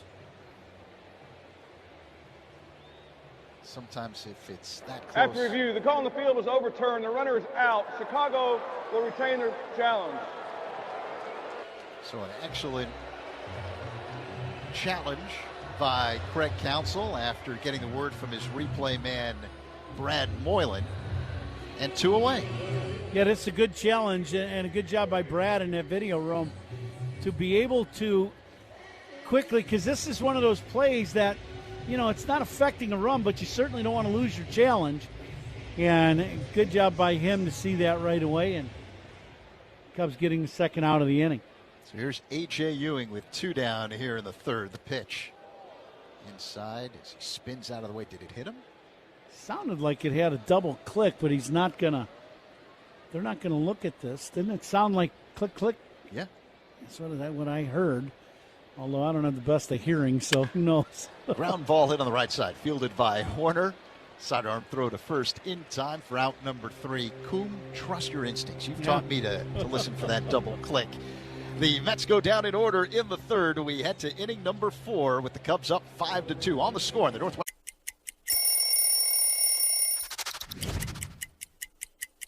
You know, in Boston, every now and then you'll do those throwback days where you bring out the big baggy jerseys, and the baggier the better. When I broke into the league, everybody was wearing really baggy pants, and then as the years go along, I started wearing these skinny, mini, tight pants that looked like they were painted on. So by the time I was with Boston, I really wanted to wear the baggier, the better. We just wanted to be flying around in the outfield there, having a good time. The MLB app. Yeah, it's got game. This game, these games, all the games, pre-game, post-game, and everything in between. This is baseball your way, with real-time stats, scores, breaking news, and custom content that hits every time, because you choose the teams and pick the players you want to follow. So when they catch it on the field, you catch it on the app. Gosh, we've gone to Sea Dogs games since we were kids. I've been coming to see the Sea Dogs for the last 30 years. Great experience. Everybody here is just bends over backwards to help people out and wish the world was like it is right here at the ballpark. We've always wanted to be more than just a baseball team. We want to be strong, active, contributing members of the community. And I think that effort is seen by the people and the fans, and they want to support that effort.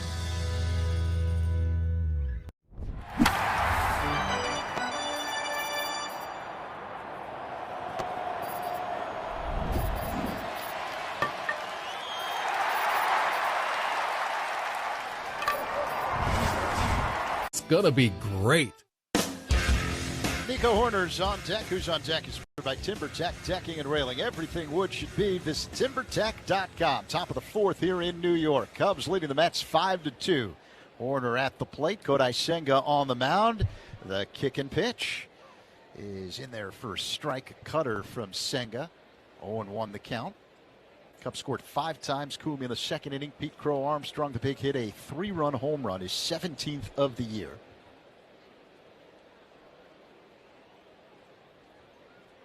Senga taking his time. Here's the pitch. Nico swings, lines one down the right field line, but this one slices foul out of play.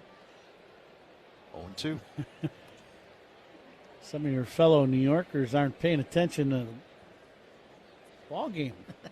There's a baseball game going on out there. You better pay attention where that ball's going. There's a lot happening in New York, but you better keep your eye on the field during a Major League Baseball game. The 0-2, Nico loops one down the left field line, but it curls foul out of play. Count remains 0-2. Nico struck out swinging his first time up. By the way, our engineer Paul Schrig has decided to participate in the Binny's Beverage Depot attendance game. The 0-2, low and outside. 1 ball, 2 strikes the count on Nico. And Schrager's guest tonight, 31,254.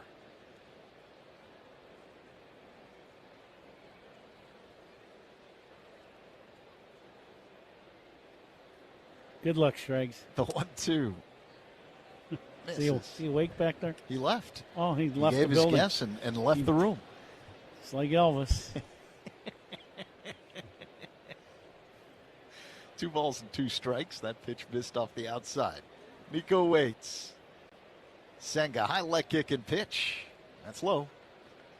So Horner's worked a full count after beginning this at-bat at 0-2.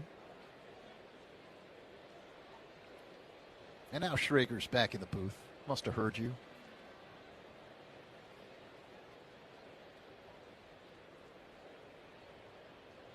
Nico waits. The payoff pitch from Senga.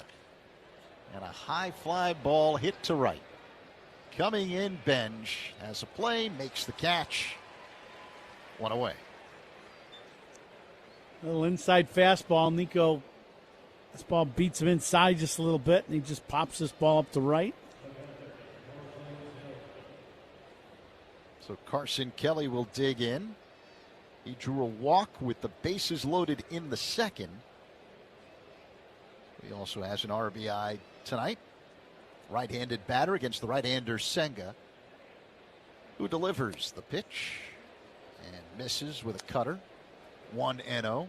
Senga now at 79 pitches in the ball game already. Yeah, that cutter was way outside. Kelly on the year hitting at .282. The pitch. Called strike. Slider that spins into the zone. 1-1.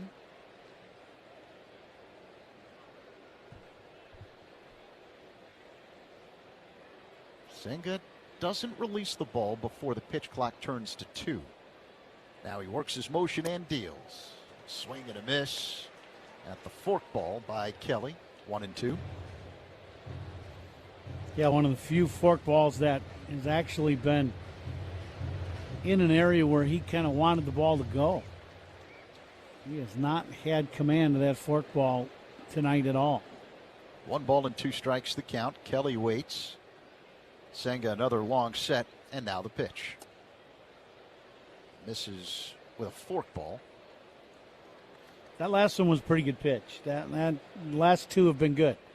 So that ball, you don't want it to be a strike. You want it to be down, and he threw it down and in. Kelly didn't chase it because it was inside. The 2-2. Off the outside and low with a fastball, so Kelly's worked a full count. That's really the key. If you can avoid swinging at the fork ball, then the advantage goes to the hitter. Yeah, the fork ball was inside. That's why he didn't swing at it. It wasn't, over the plate and down. And then he pulls a fastball and another one. He pulled 2 pitches in a row, a fastball and a cutter, and Kelly walks again. And, both of those pitches after the fork ball weren't competitive pitches. They're way off the plate and not in the zone. And, Kelly gets his second walk of the ball game. So Kelly heads to first after drawing his second walk, and here comes Dansby Swanson, who drove in a run with a sacrifice fly in that 5-run second inning. 5-2 Cubs over the Mets with 1 on and 1 out here in the 4th. The pitch. Fastball first strike. 0-1. Right at the bottom of the zone, down the middle. Dansby had a good at-bat in his last AB. Sacrifice fly to left, went to 0-2. And then Senga threw a ball in the middle of the plate. Dansby hit one good to left field to drive in a run as he fouls this one off to the right. A fastball from Senga. So 0-2 the count. I was talking to Dansby about just recently celebrating his first Father's Day as a father and how that's changed his whole perspective. 0-2 the count. Here's the pitch. Inside, backing Swanson off the plate with a forkball. 1 ball and 2 strikes. And then he admitted it's been really hard for him this year, especially with the struggles at the plate, and he's been working, in his words, relentlessly to try and break out of it. Felt good on the just completed homestand. Here's the 1-2. Line drive hit to deep left. Going back, Soto at the track. Looks up. Gone! Dansby Swanson leaves the yard. A high drive to straight left. 2-run shot. And the Cubs extend the lead. Now up 7-2 over the Mets here in the 4th. For Swanson, that's his 9th home run of the year. Well, the whole key for Dansby is letting that ball get to him, and then you can, then you can see where your swing is at. But if you're well out in front of everything, that's still good. And this time he gets a hanging slider, inner half. He waits on it plenty long enough, and then he just hits a line drive bullet to straight left field, over the left field wall. Big swing of the bat for the Cubs and Dansby. 380 feet to left for Swanson. 7-2 Cubs. Pete Crow Armstrong at the plate. And looks at a ball off the outside. 1-0. The exit velocity on the Swanson home run, 104 miles per hour. Crow Armstrong waits the pitch. Misses low with a forkball. 2-0.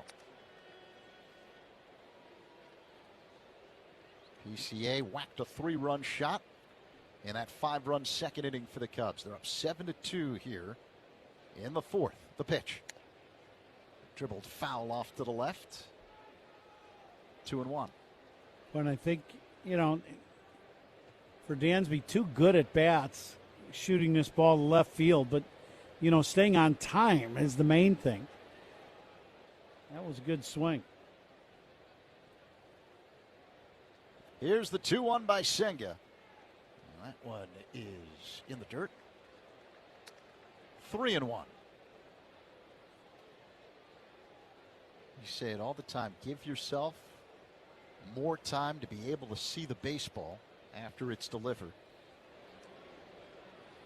The pitch. Awkward check swing and a miss by PCA. 3-2. There's a fine line. You want to hit the ball out in front of you, and that's where all the damage is done. So you want to catch the ball out in front. But if you're too far out in front and you're trying to hit the ball too far in front of you, you end up you're just very vulnerable unless the ball is in just a certain spot. The payoff pitch. Armstrong whacks it foul into the stands behind home plate. 3-2. I think that's the big thing that Pete has done. Pete has allowed the ball to get to him, and then you really know what your swing is doing. If you're swinging at strikes and you're letting the ball get to you, you got a chance. If you're well out in front of everything, you just don't give yourself a chance to hit. Crow Armstrong takes ball 4 as Senga misses with a forkball. That was way outside. Looking down in the bullpen for the Mets, there's a guy just starting to throw now, left-hander. And I know the Mets are kind of in the same situation that the Cubs are in. You had an off day, but you're going to play a game today, a double dip tomorrow, and then a game the following day. And, you're really trying to get as much as you can out of your starters. But that's easier said than done sometimes. And Senga has just had his issues. He's just not throwing enough strikes, and the Cubs making him pay, up 7-2. Cionel Perez is the man warming up in the Mets bullpen. Brief mound meeting as the pitching coach Justin Willard went out to the hill to talk to Senga. Cubs up 7-2. We're in the top of the 4th, just one away. Man at first and Pete Crow Armstrong, and now Alex Bregman digs in. He's 0 for 2 tonight. Popped out and struck out. PCA always a threat to go at first. A long set by Senga. Now the pitch. This is with a cutter. The catcher's challenging the pitch. They're going to challenge this pitch. Ball strike challenge sponsored by Northwestern Medicine, and it's the pitch is a strike. New York has 2 challenges remaining. That's the home plate umpire, Austin Jones. That pitch clipped the inside edge. Not often do we see the pitcher challenge. Most of the time, it's catcher hitter. The 0-1. Called strike, cutter.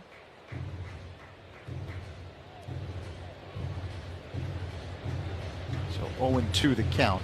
Bregman, he's a little frustrated with himself. That ball was center cut at the knees. Wanted to take a swing at that.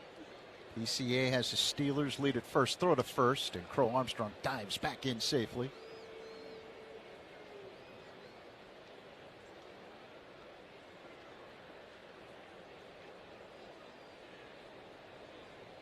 Oh, 0-2 the count on Bregman. Long set. Crow Armstrong goes. The pitch. And a fly ball hit to deep center. Drifting back, Ewing has a play. Makes the catch. Angling toward right center. 2 away as PCA has to retreat back to first. But Bregman is retired. And it'll bring up Michael Bush. Bregman retired, but I think the manager is going to finish today for Senga. He's seen enough. Senga's had his struggles again today against the Cubs. And we are going to get a pitching change. 98 pitches thrown by Senga tonight, and he hears the boos as he's removed from the game and heads back to the Mets dugout along the first base line. Pitching changes by Cubs opponents, sponsored by Sloan, the official water efficiency partner of the Chicago. I want to ask you about food. What is something that you have to eat to beat a judge? Oh, Aaron Judge! Send him to Monument Park now! We got some good chefs in New York. They've been cooking up some nice chopped cheeses, and that kind of, it gets you, yeah. I don't know if I should tell the kids that they should be eating chopped cheese before a game. Before the game, probably steak. That's usually what I go to. I like a steak, no vegetables. No vegetables? No vegetables. No, is it straight protein? Yeah. This time can't get it, and neither could the fan. Boy, that's when you don't wear flip-flops. Caminero strikes out, and the bat gets a 7.5 on the distance. But it's stuck to the landing. That's poked and that hits the umpire. The ball is in play, and it's a base hit for Frazier. Roberto Ortiz did what he could to try and get out of the way, couldn't. Took the wrong direction. He just didn't know which way to go.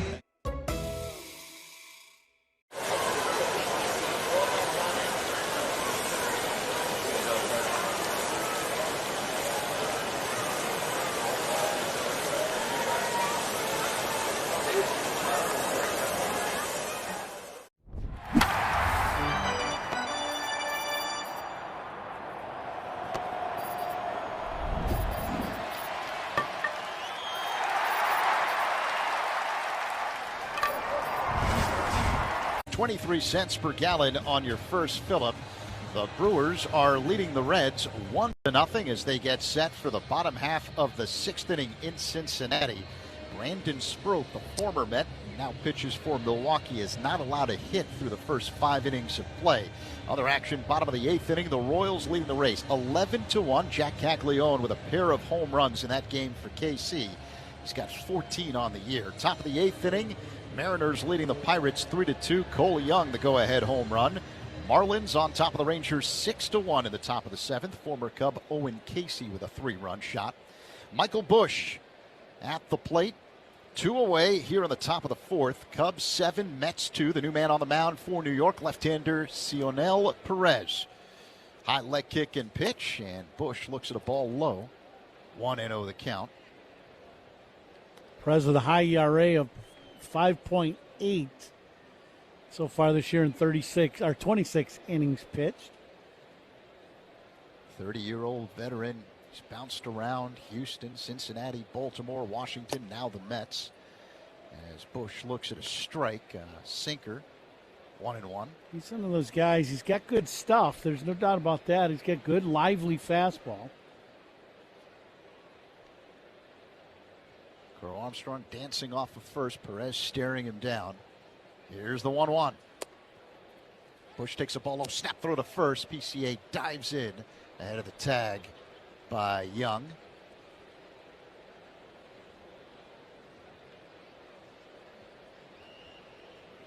Two balls and a strike. The count on Bush. He's 0 for 2 tonight. Lefty-lefty matchup. Perez kicks and fires. PCA goes. Pulled on the ground. Sliding stop to his left by Simeon. He flips to first in time to get Bush. Nice play by the Mets second baseman. That's out number 3. PCA stranded on the bases. But what is it about baseball cards that make them so special? Why do you enjoy doing that? Well, the biggest thing is I started collecting when I was a kid. O-Pee-Chee. It was a Canadian hockey league, and then the Canadian football.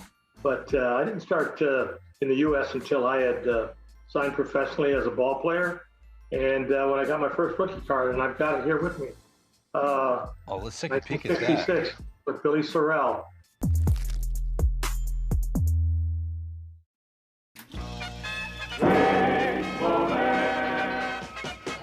Dave Holtz now stands in. He gets fisted toward the Angel dugout. Got folks moving. Again, slapped that way. Same spot. Uh-oh. Gray with the 0-2 pitch. Same spot almost. Still 0-2.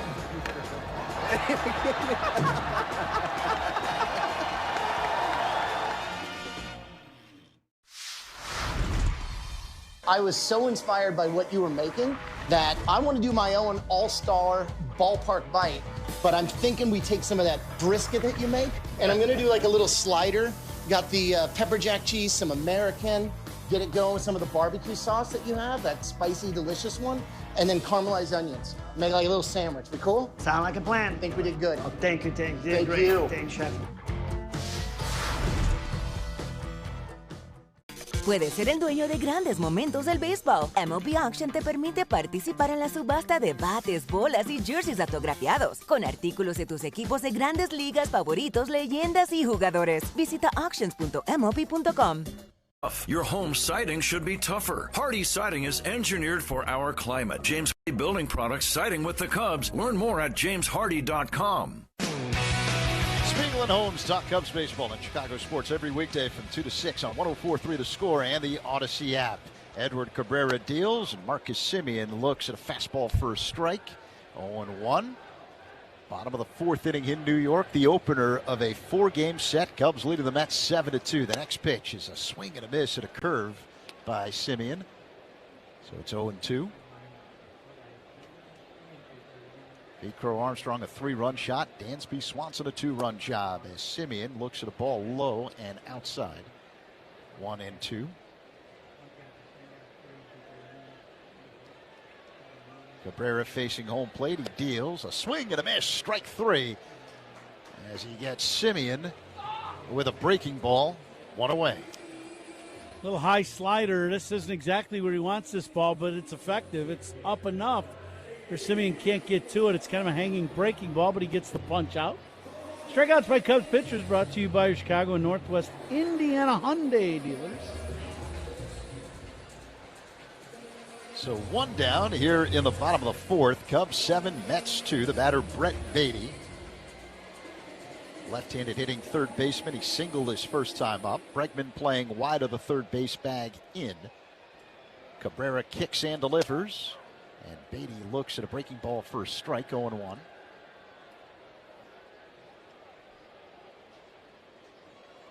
Cabrera winds and deals the pitch. Shot back to the mound, fielded right of the mound by Cabrera.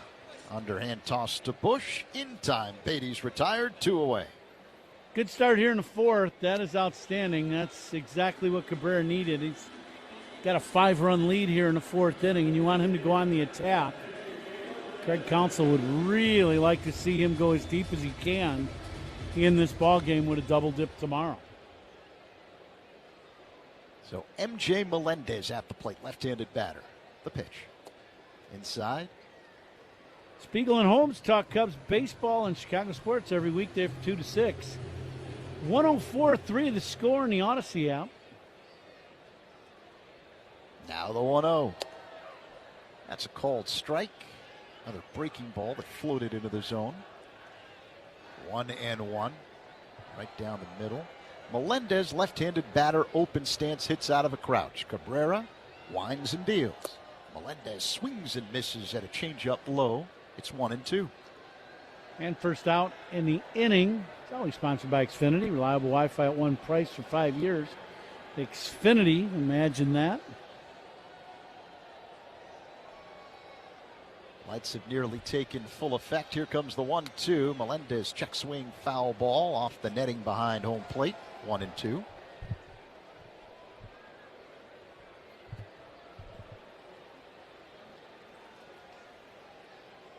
Figure at some point soon the Cubs will have the services of Matthew Boyd back. Here's the 1-2. Swing and a miss. Strike 3 as Cabrera gets Melendez with a curveball. Strikeouts by Cubs pitchers are brought to you by your Chicago and Northwest Indiana Hyundai dealers. Mets go down in order in the... Fly ball in foul territory. Mike Felder was there, but could not hold on to the ball. Like he had it. There's the ball there, and then that ball comes out of somebody's glove in the stands. See, he thought the ball at his feet was the ball in play. Was the ball in play? He did, and he slapped his own glove, thinking he had missed the catch when in essence he had it. That is weird. That is a very weird play, and I don't ever want to see it again. 2 balls, 2 strikes.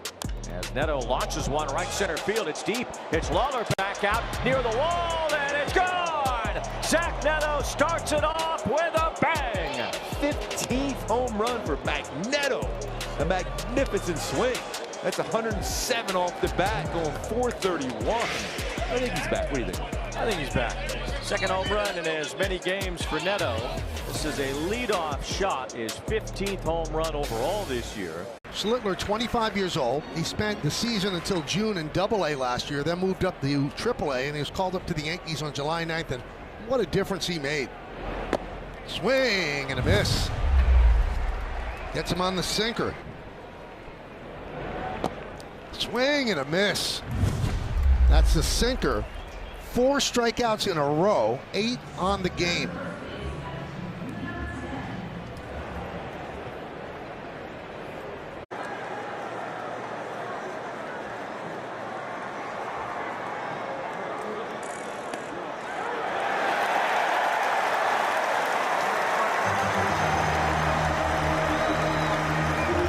His largest injury law firm. Proud partner of the Chicago Cubs, Morgan & Morgan, 332 South Michigan Avenue, Chicago.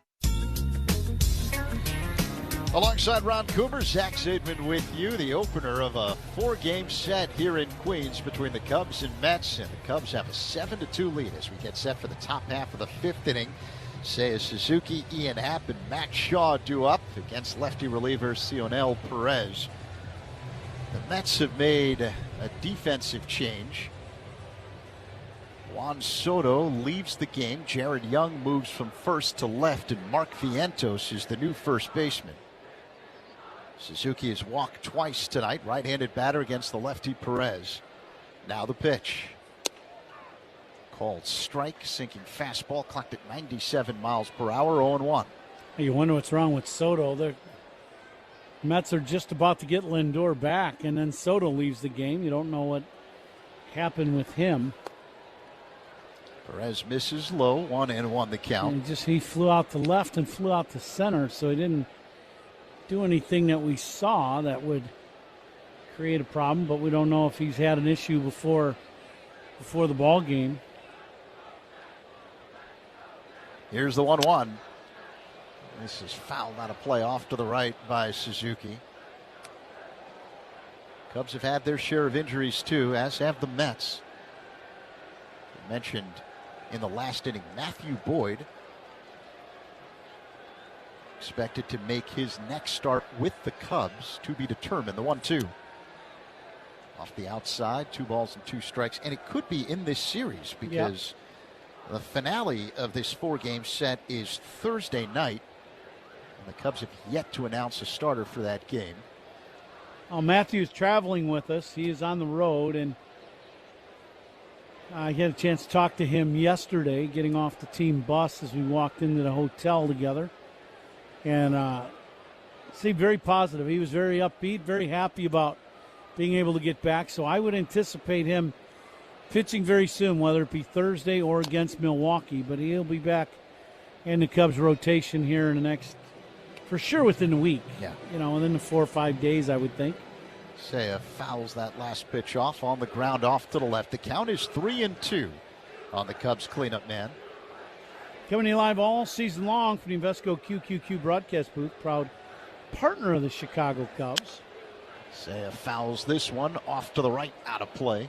Okay, for a veteran guy who's had a very good career like Matthew and Jameson Tyone, two guys that are veteran pitchers for the Cubs, it's very frustrating sitting on the sidelines and watching. And I asked Matthew that, and he just shook his head and kind of agreed. It is. It's just frustrating to not be able to participate. As Suzuki, this pitch called ball 4, but the catcher's going to challenge. And it's a strike. The pitch is a strike. New York has 2 challenges remaining. Right at the bottom of the zone along the inside edge. Strike 3. Suzuki's retired. 1 away here in the top of the 5th inning. The Cubs leading the Mets 7-2. Ball strike challenge sponsored by Northwestern Medicine. That one did just clip the inside corner. So here is Ian Happ, who now has to bat from the right side against the left-hander Perez. And the pitch. Called strike. They call that pitch a slurve. It's a breaking ball of the slow-moving variety. 0-1 the count. Just clipped the outside edge near the bottom of the zone. Perez kicks and fires. And Happ grounds one to short. Fielded by Bichette. Throw across in time. Happ's retired. 2 away here in the top of the 5th. Ball a little slider middle but down. Bichette makes the play, and then the first baseman Vientos drops the ball in transition. I think everybody thought he dropped it, but that was not the case. So here's Matt Shaw. 0 for 1. Was also hit by a pitch. Perez. A long set. The kick and pitch. That one missed. Off the outside. 1-0 the count. Kodai Senga started for the Mets. Went 3 2/3. 7 runs on 3 hits. 5 walks, 6 strikeouts. Just could not find the command today. The 1-0 is a called strike. That breaking ball that floats into the zone. 1-1. Yeah, that has been his issue. A lot of walks, a lot of hits per innings pitch, and then you add the walks to it, and that means you're going to have a lot of issues. The 1-1 to Shaw. Misses again. Another one of those breaking balls. But I think he threw, 97, 98 pitches in the ball game. I bet he threw under a handful of forkballs that were what he would consider a quality forkball. Shaw looks at ball 3. And when that's supposed to be your most effective put-out pitch, that's not good. Nope. So 3-1. Shaw waits. Perez puts the ball in his teal glove. Works his motion and deals. Called strike. Sinking fastball. 3-2.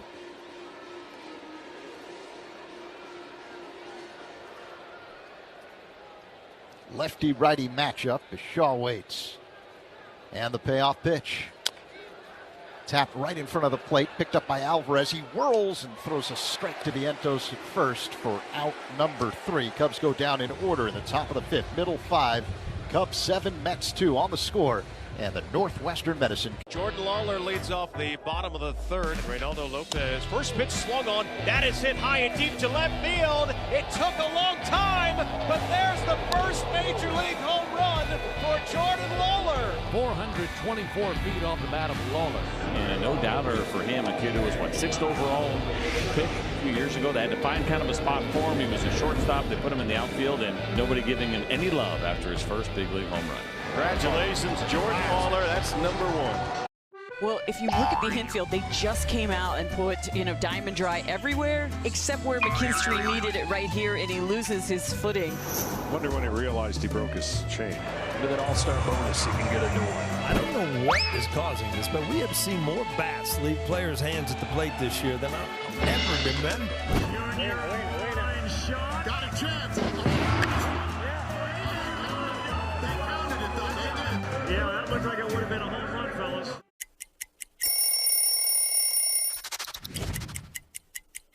So Rockies is really like where my major league career really took off. It was a special time in my life, 7 years with the team. And this jersey in particular, 2018 postseason patch on it here. So I've always kept all these jerseys with the patch on them because that's what it's all about, is getting to the playoffs and trying to win the championship. The black jersey with the cutoff, not a lot of teams rock the cutoff anymore, but this is a jersey we wore all the time in Colorado.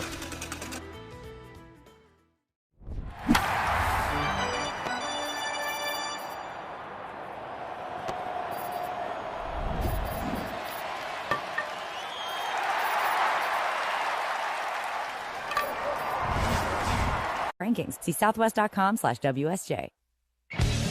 Before we start the bottom of the fifth, let's pause 10 seconds for stations to identify themselves on the score on the Northwestern Medicine Cubs Radio Network. Talk Cubs on Rahimi, Harrison, Grody, middays 10 a.m. to 2 on 104.3 The Score. This is the Northwestern Medicine Cubs Radio Network, WSCR, WSCR FM, and HD1 Chicago.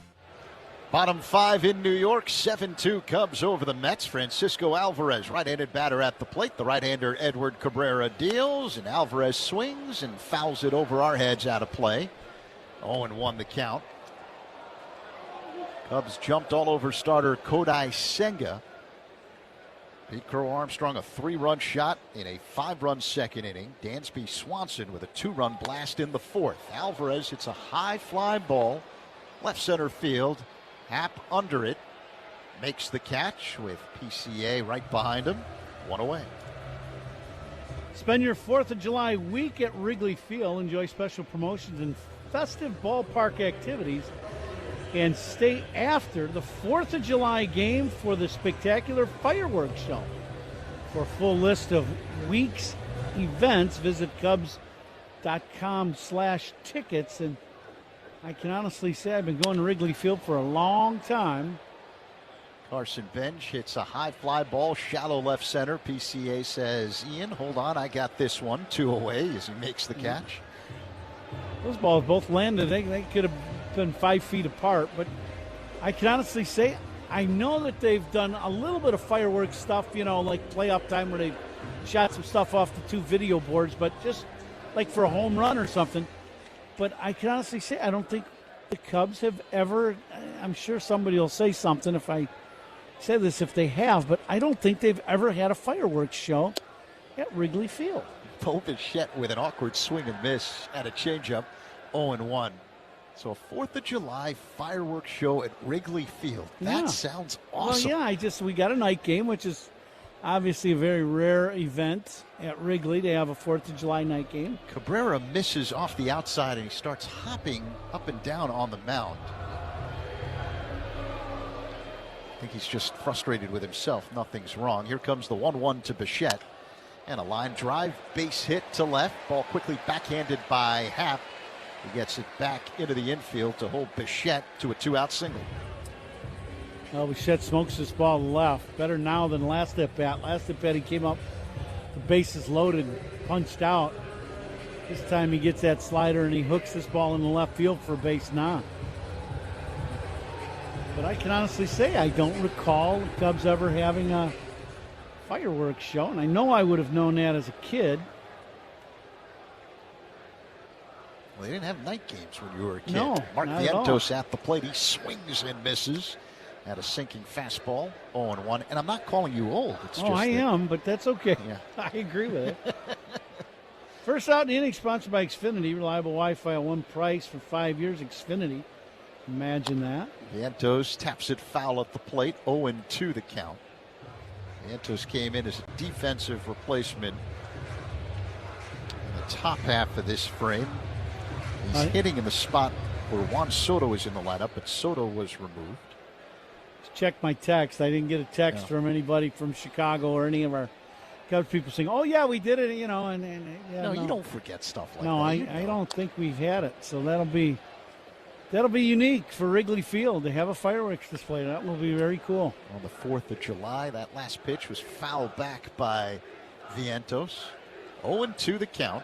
Yeah, Cubs in town that whole week, so should be a very festive week at the friendly confines. That's a series against the Cardinals. 0-2 the count. Cabrera deals, and Vientos dribbles it foul behind the plate.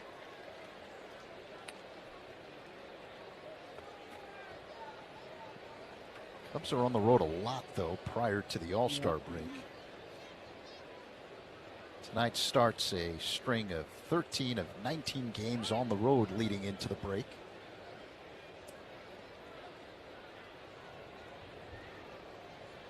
This season, the Cubs are 17-20 away from Wrigley Field. They're leading 7-2 with 2 away here in the bottom of the 5th inning and a man at first. 0-2 on Vientos. Cabrera delivers. Call, strike 3. Got him looking with a fastball. The batter's challenging the pitch. And Vientos is going to challenge this. He feels it was off the outside near the top of the zone, and he's right. The pitch is the ball. New York has 2 challenges remaining. Just the fastball just missed off the plate away by about half a baseball. So the count is now 1-2. The pitch in the dirt. Backhanded by Kelly. 2 balls and 2 strikes.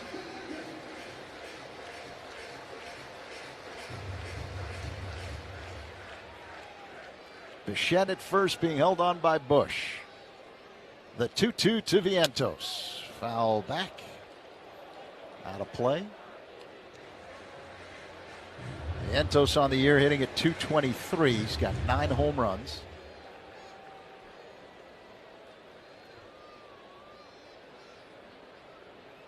Cabrera deals. In the dirt. Now it's a full count.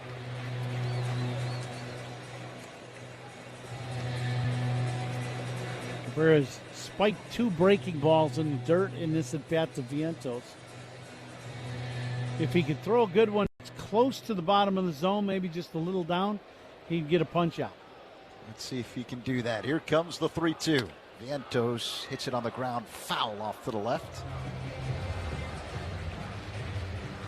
That was a sinker. Boring in on Vientos.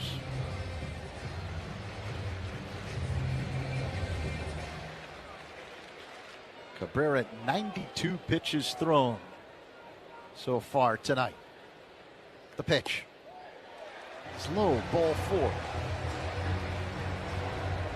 Borderline pitch. Kelly did not challenge, obviously, and this pitch just misses down.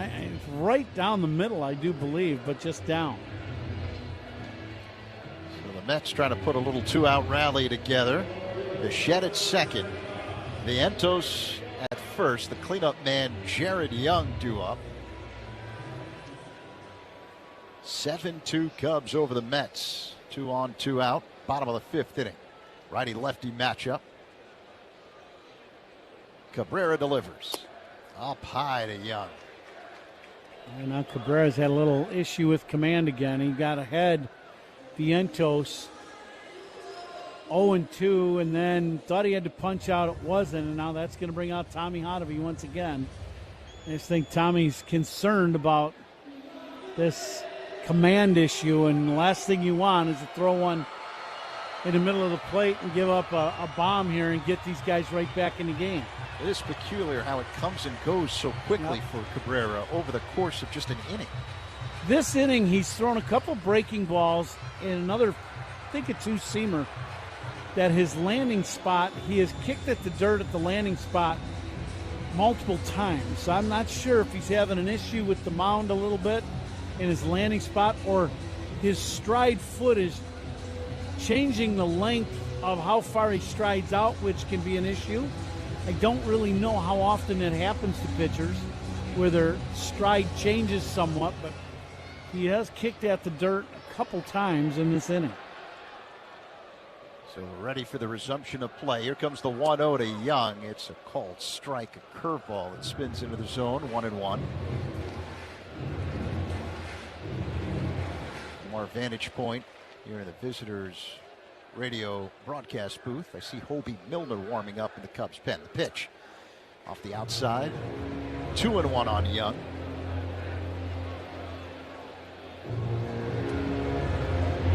Two on, two away for the Mets here in the bottom of the fifth. 7-2 Cubs. Cabrera sets above the belt. High leg kick and pitch. Inside to Young. Cabrera's pitch count now at 96 pitches and 97 pitches in the game. I got to believe this may very well be his last hitter if he doesn't get this out. Now the 3-1 by Cabrera. Pulled on the ground, foul off to the right by Young. Full count. 3-2, 2 outs. Runners will be going. Big pitch in the ball game for Cabrera. It's be pitch number 98, I do believe. See if he can get this final out here in the fifth.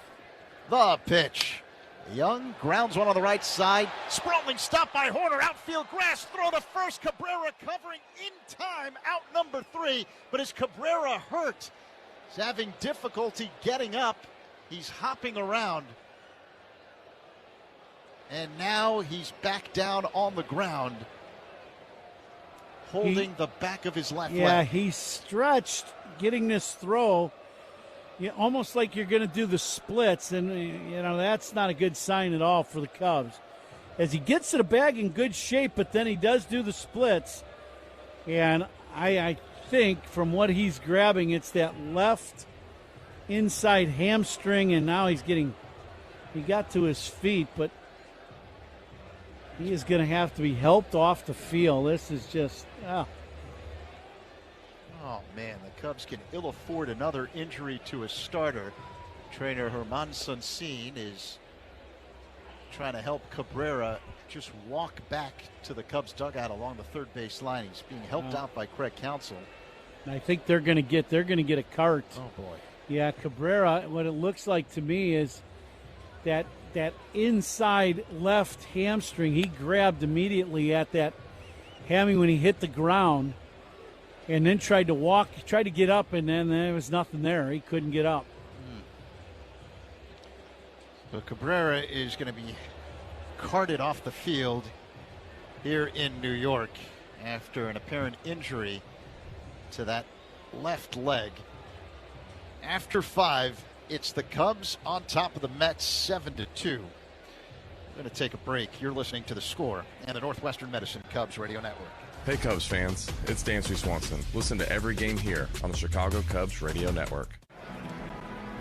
Hey Cubs fans, Southwest Airlines here with more reasons why flying Southwest from Chicago just makes sense.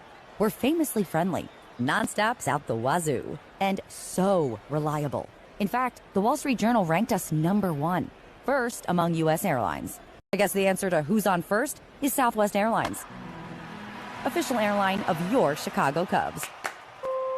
Based on WSJ's 2025 rankings, see southwest.com/WSJ. Heart surgery is no one's dream of retirement. I'm Beverly, and that's what I was facing when my cardiology team at Northwestern Medicine identified a diseased valve in my heart. But thanks to Dr. Gang and Dr. Ahmad's expertise, I didn't have to have open heart surgery. With access to the top heart and vascular program in Illinois by U.S. News and World Report, Beverly's team at Central DuPage Hospital replaced her diseased aortic valve using a tiny catheter, and she was back on her feet in just a few days. Northwestern Medicine. Better. Joel Gott Wines is a true all-American classic and the go-to wine for America's favorite pastime. Since 1996, Joel has selected the best vineyards in California to craft balanced, approachable, and food-friendly wines. Whether it's a classic Chicago dog or Italian beef sandwich, Joel Gott is the perfect pairing for any ballpark staple. Whether you're watching at Wrigley Field or at home, look for Joel Gott Wines in the wine aisle at your local retailer. Joel Gott Wines, official wine partner of the Chicago Cubs. Cubs fans, it's Pat Hughes. To ensure that your business goals get across home plate, consider relocating to the Village of Bedford Park. Learn more at villageofbedfordpark.com. Getting set for the top of the 6th inning here in New York with the Cubs leading the Mets 7-2, but the focus now shifting to Edward Cabrera. Top can zone will lead off for the Mariners. Canzone. Deep blast. You can't forget about it. Dom Canzone strikes twice on opening night. Yeah, just an easy 109 exit off the bat from Dom Canzone. 93 down and in. Crushes this ball. Same spot, right center. Multi-homer game for Canzone. A one-run game now at the bottom of the seventh. Lester line on the home run ball, huh? Jim Thorpe's resume reads like a work of pure fiction. So he's in the Pro Football Hall of Fame. He's in the College Football Hall of Fame. He got Olympic medals for the decathlon and the pentathlon. He's the greatest at I thought I was an athlete, Lindsay. Thorpe finished his Major League Baseball career with the Boston Braves in 1919, where he played alongside an outfielder named Les Mann. He invented this particular projector. And this is not all he's done, right? He started championing to get baseball into the Olympics. He finally succeeded for the 1936 Olympics, which was held in Berlin. The German government had discouraged other nations from sending Jewish and black athletes. We sent over Jesse Owens, and we sent over Mac Robinson, Jackie Robinson's older brother. Trailblazers like Thorpe and Robinson. Railing everything wood should be. Visit timbertech.com. Again, Cubs with a 7-2 lead over the Mets as we start the sixth inning. They open their four-game set, but it's been well documented the injuries that the Cubs have had to their starting rotation. Cade Horton out for the year. Cionel Perez on the mound, left-hander working on the third base side of the rubber. Horner waits. Perez kicks and fires, and Nico looks at a ball. A sinker that didn't sink. The count is 1-0. It's off the outside. Jamison Tyone won't be back until after the All-Star break. The pitch, line foul out of play off to the right by Horner. 1-1 as Tyone recovers from a hamstring strain. Matthew Boyd has missed most of the first half of the season, expected back at some point this week, but he's dealt with a number of different ailments. The latest, a shoulder issue. Here's the 1-1 by Perez. Nico grounds one to short, fielded on a high hop by Bichette. The throw across in time. Nico's retired, one away here in the top of the sixth. Well, let's see what's on tap here in the sixth inning, sponsored by Flight by Yingling, the next generation of light beer. And Cubs have had 2 balls in flight. 3-run homer in the second by Pete Crow Armstrong. And then in the fourth, a 2-run bomb, a line drive bullet off the bat of Dansby Swanson to left. Carson Kelly digs in and looks at a strike from Perez. Sinker. 0-1. Jed Hoyer was on the score earlier today as Perez gets ready to work his motion. Here comes the 0-1. Kelly takes strike 2. Breaking ball. And Hoyer telling the score that lefty Justin Steele, who's recovering from left elbow surgery, likely won't be stretched out and ready to start games by the end of the season. But they're hoping that he can pitch out of the pen at some point late in the year. Here's the 0-2. Kelly taps it foul off to the left. 1 ball and 2 strikes. Well, I mean, for Justin, he's for all practical purposes, missed almost 2 seasons now. So, you want to do right by him. You got to just make sure that he's getting back and able to throw and, and just be healthy. The 0-2 to Kelly. High and tight. Kelly has to make a limbo-like motion to get out of the way. That was the old bow tie pitch right there. That one high and tight. And it's not something Kelly was looking to add to the wardrobe. A 1-2 delivery. And a line drive hit to right, angling toward the line is Benj. Has a play, makes the catch near the corner for out number 2. It'll bring up Dansby Swanson. Little backdoor breaking ball after the bow tie pitch, right up and in. Kelly just lofts this one out to right. Pretty good breaking ball away. So Swanson will dig in. He's got a 3 RBI night, sac fly in the second, and then that 2-run job you talked about that came in the fourth. Lefty-righty matchup. The pitch. Ground ball on 1 hop fielded by Perez on the mound. Jogs towards first, underhand toss. And Swanson's retired. Cubs go down in order in the top of the sixth. Middle six, 7-2 Cubs over the Mets. On the score in the Northwest. And there's a shot into left field. Stanton on his way around to score. The Yankees are on the board. First, it's 1-0 New York. Bouncer headed up the middle, and that's going to get through and drive in a couple of runs. Cranked up and sent into the right center field gap. McMahon's going to score easily. They're going to wave Wills around. Plays to third. 5-0 New York. Another one head for no man's land, but Harrison Bader read it well. Former Gold Glover comes up to make a very nice catch for the guy they call Big G, who has driven in a run with the third straight hit to open the fifth inning. Chopper for Jazz, hot shot, and he makes the catch. That got on there on a line, and he's telling Jose Caballero, did you see that? I could watch Jazz Chisholm play. I mean, he plays with such joy. Only David Cohn, Ron Guidry, and Mel Stottlemyre had opening day starts of 6+ innings with 2 or fewer hits and no runs allowed.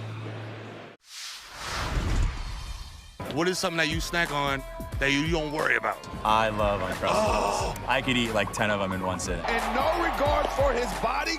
I don't even wait till I thaw out. Hey, put them in a toaster next time. Just toast it, yep. It'll change your life. Yeah, just an incredible play by Riley Green. You're an all-star on the field and off, bro. I appreciate it. Hey, thank you. Riley Green, bro, food genius.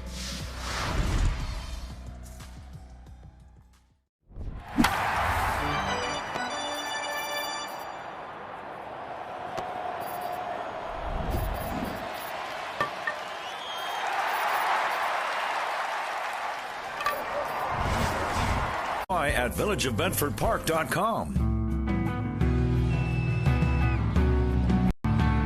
Alongside Ron Cooper, Zach Zaidman in for Pat tonight. Bottom of the sixth inning in New York. Cubs leading the Mets 7-2. Hobie Milner takes over for the Cubs. Edward Cabrera started, went 5 innings, giving up 2 runs on 3 hits, 4 walks, 4 strikeouts, but he was carted off the field at the end of the 5th inning.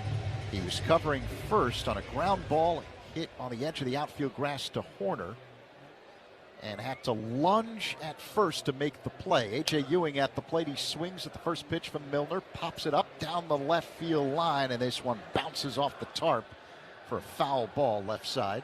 0-1. Yeah, it's unfortunate that the Cabrera thing, that's just terrible news for the Cubs and for Cabrera. He's it's thrown a pretty good ball game today. Got through 5, but the final out in the 5th, he gets a throw to first. He's covering the bag. He ends up doing the splits at first, and from what it looked like, either pull hamstring or groin on the left leg. Check swing by Ewing at a sweeper off the outside. He went around. The count is 0-2.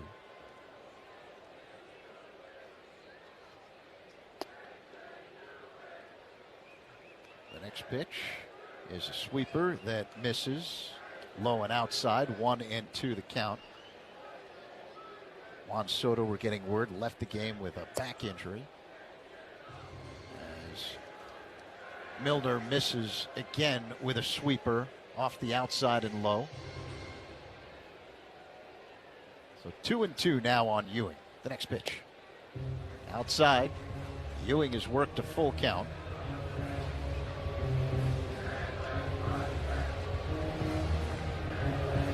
Pete Crow Armstrong and Dansby Swanson both going deep for the Cubs tonight. As Ewing takes ball 4 low and outside. Milner missing with another sweeper. Leadoff walk here in the 6th for Ewing and the Mets. Yeah, not what Milner was looking for. He left on left. That should be a guy that he can go on the attack with from that sidearm delivery. Unable to throw that final pitch and keep it on the plate.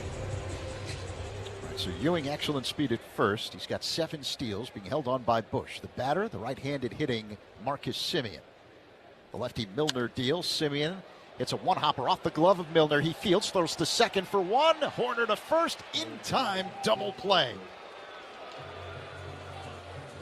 Very nice play by Milner. As this ball's hit back at him, he knocks it down, but the ball goes down. And on the hop, he just grabs it barehanded. And then what most sidearm pitchers have an issue with is throwing to the bases. That's not normal for them, and the delivery. But he throws a nice sidearm bullet right to Nico and starts the 1-4-3 double play. Brett Beatty looks at a strike from Milner. 0-1. Tough plays of the game. That qualifies. Oh, yeah. Tough plays of the game, sponsored by Loyola Medicine. Loyola Medicine defines tough. Milner deals. Beatty fouls it back quickly in the hole. 0-2. Remember asking Milner once, we were going over when he developed the sidearm delivery. I said, out of high school, what did you think you were going to be? He said a center fielder. Yeah, there you That's go. what he was in high school. So you can tell some of that ability is there. He misses off the outside with a sweeper. 1-2 the count on Beatty. And it was a minor league coach, right? Yeah, he was in the Philadelphia organization. And a minor league coach told him, you know what?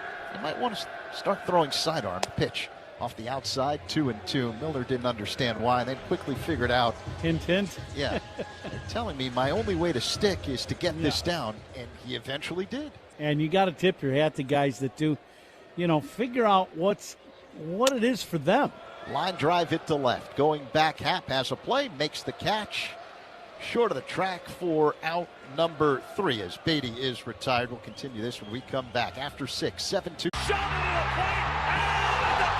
Pop quiz. How do you go from Captain Clutch to the Iron Horse through a milestone and a marathon? The answer is on Hall of Fame Connections.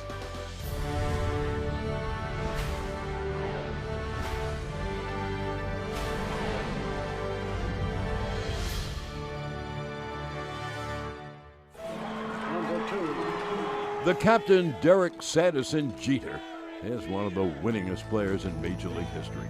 He was wearing these very batting gloves when he notched one of those most memorable hits, the 3,000th of his career.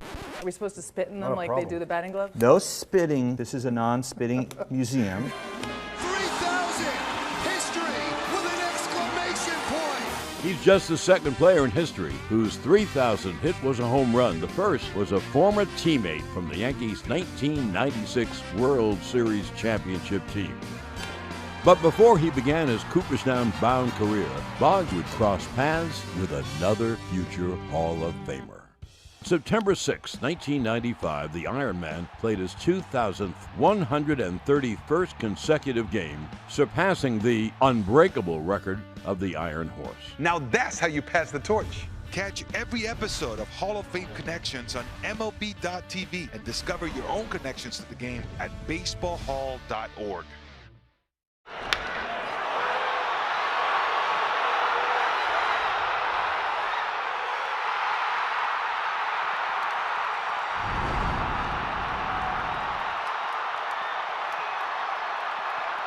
It's 2020. We're more than just amazing suits. Top of the 7th in New York. It's the Cubs 7 and the Mets 2. This day in baseball history is brought to you by VillageOfBedfordPark.com. It's time to make history for your business in Bedford Park. June 23rd, 1984, one of the most famous games in Cubs history. Ryne Sandberg went 5 for 6 with 7 runs batted in, including game-tying home runs against Cardinals closer Bruce Sutter in the 9th and 10th innings in what became known as the Sandberg game. Pete Crow Armstrong digs in to begin the top of the 7th for the Cubs against the new Met right-hander Tobias Myers, former Brewer.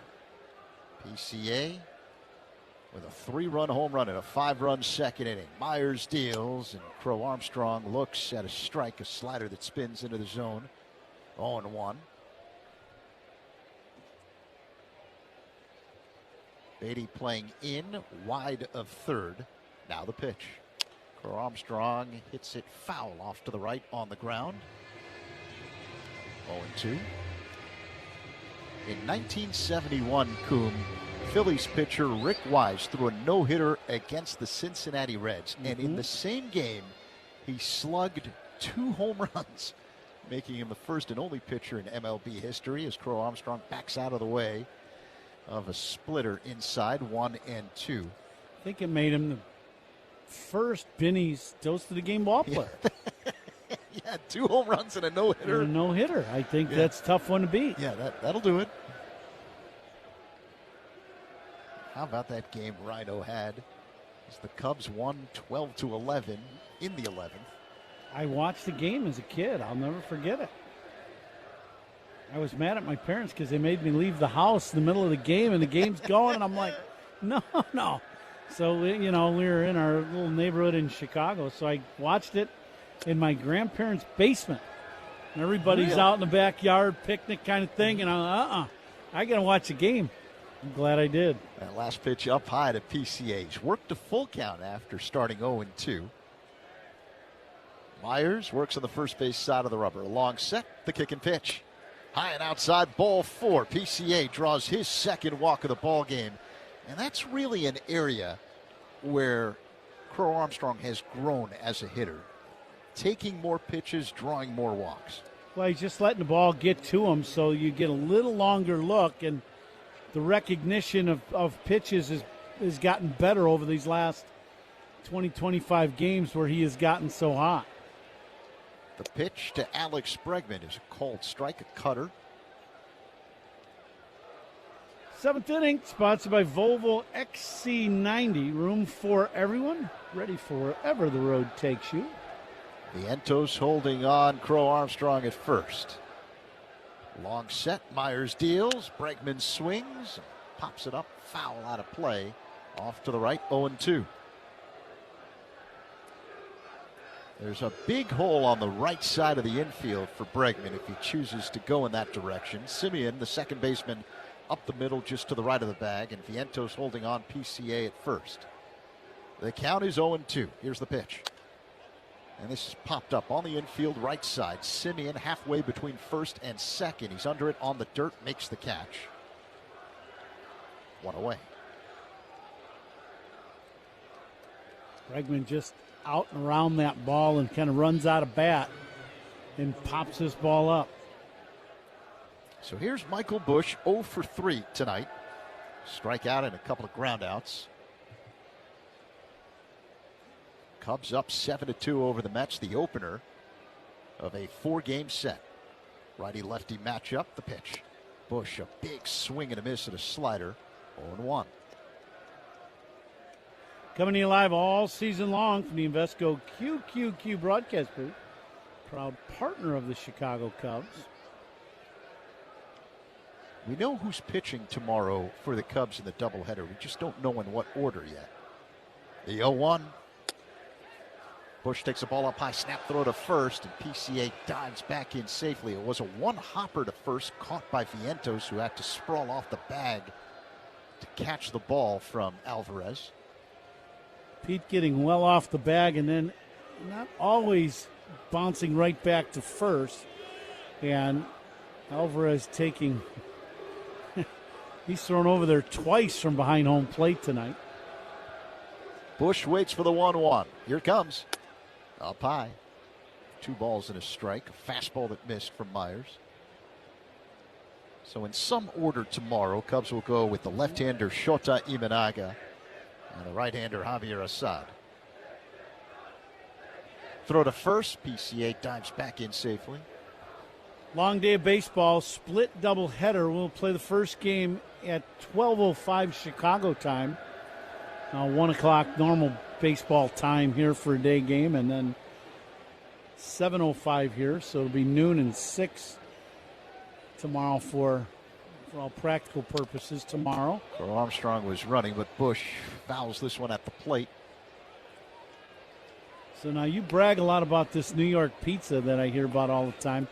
I expect you to deliver tomorrow. They actually have really good New York-style pizza here at Citi Field. We're going to go to the ballpark, so okay. All right, I see how. See, Shreg, see what I mean? You know? Jeez. Well, it's not like we have a lot of time to go and find other places. It's kind of hard to deliver pizza into the ballpark during a game. The pitch, Busch takes the ball up high, so he's worked a full count. We'll test it out tomorrow. Yeah. You'll make me do it, won't you? Shregs is all for it. He's yes. There's nothing wrong with New York-style pizza. No, I like New York pizza. Yeah. I played here. Yeah. I was a bomber for a year. Payoff pitch. Crow Armstrong goes. Busch fouls a line drive off to the right. Count remains 3-2, one down here in the top of the seventh. Cubs leading the Mets 7-2. And by the way, this holds true for when we get back to Wrigley.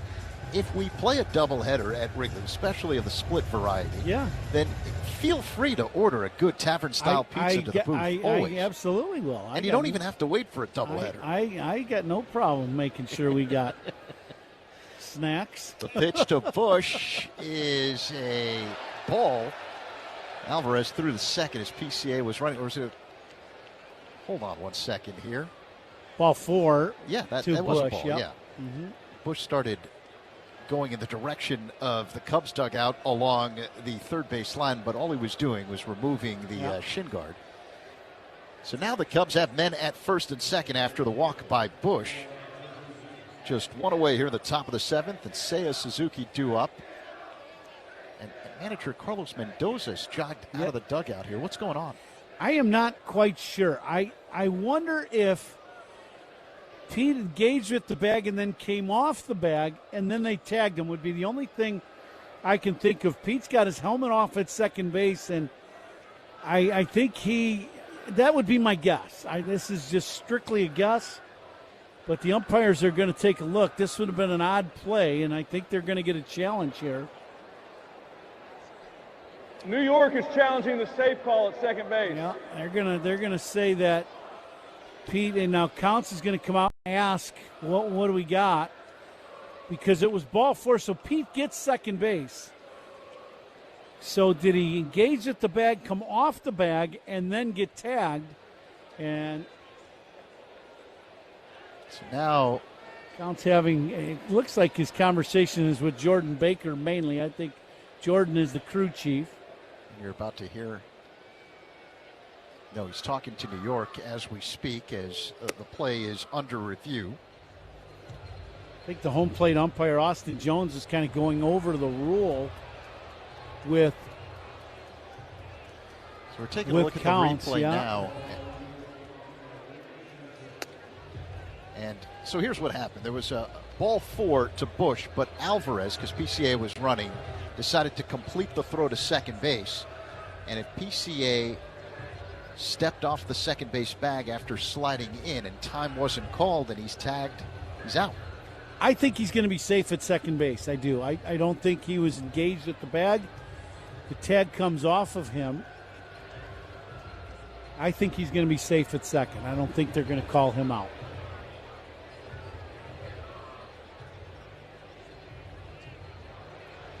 They're taking a second look. A second opinion is always a good idea. Get yours at Northwestern Medicine.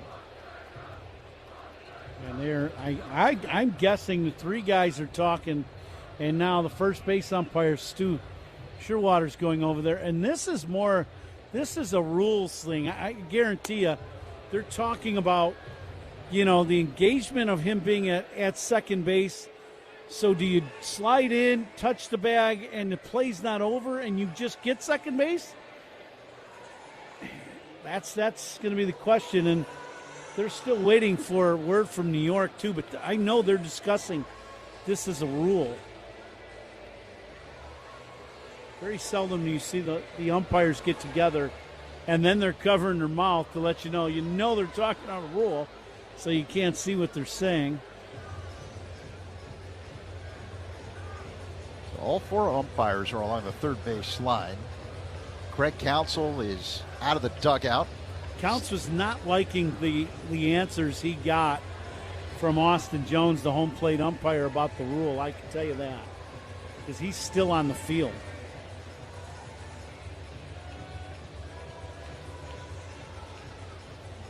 The Mets manager is talking to his video people, I'm sure. Yeah, when a runner overslides or overruns a base on a steal or attempts to advance at any point, the ball remains live. So Pete would have been out at second base on the steal, and we kind of knew that going in. He was going to be tagged out. But then it's ball 4. So we just have to wait and see. I think he's got to be safe. I don't think you engage the bag. I think the play gets to play out on ball 4. Here is the crew chief, After George the Baker. review, the runner initially contacts second base, loses possession of the base, and is tagged while losing possession. Therefore, the runner is out. The call is overturned. Chicago loses their challenge. Counts is not happy about this at all. He's, Counts is not like that. I agree with Craig Counsell. I think you slide into the base, you got to complete the play. It's ball 4.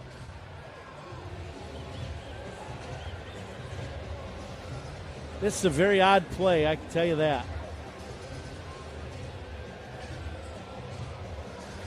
Pete Crow Armstrong is livid right now, having a conversation with the umpire. And Jordan Baker has just thrown Pete Crow Armstrong, I believe either Pete or Counts out of the ballgame. PCA's being escorted back to the Cubs third base dugout. Craig Counsell also furious, walking back to the Cubs third base dugout. And one of the two have been thrown out of the game.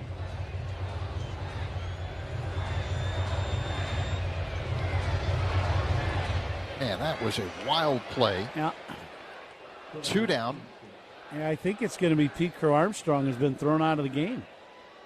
So 2 down, a man at first now in Michael Busch, the batter Seiya Suzuki. Tobias Myers on the mound. Cubs leading the Mets 7-2 here in the 7th. The pitch. It's a cold strike, a slider that spins into the zone, 0-1. No, I think it's Craig Counsell. Pete is still on the bench, and Counts just went up into the tunnel. So it'll be Craig Counsell will be ejected from the ball game. Myers deals. And that one is a check swing foul ball at the plate by Suzuki that took a bite out of the catcher Alvarez. So we're going to have to get a rule, to me, this play, you're sliding into the base on a ball 4. So I don't necessarily know why, like the play's got to continue and finish. That would be the argument to me, and I know that's what Counts is saying. But, yeah, this is not, yeah. The scoreboard says the count is 1-1. Suzuki took a called strike. That last pitch, I believe, was fouled at the plate by Seiya. But the board says 1-1 is the count. Home plate umpire did not signal what the count is, but I think you were right. It's 0-2. Seiya hits a high fly ball down the right field line. Benj in the corner makes the catch in foul territory right near the sidewall for out number 3. As strange of a top of the 7th as we've seen in a long time. Time to stretch in New York. Cubs leading the Mets. The MLB app. Yeah, it's got game. This game. These games. All the games. Pre-game. Post-game. And everything in between. This is baseball your way. With real-time stats, scores, breaking news, and custom content that hits every time. Because you choose the teams and pick the players you want to follow. So when they catch it on the field, you catch it on the app.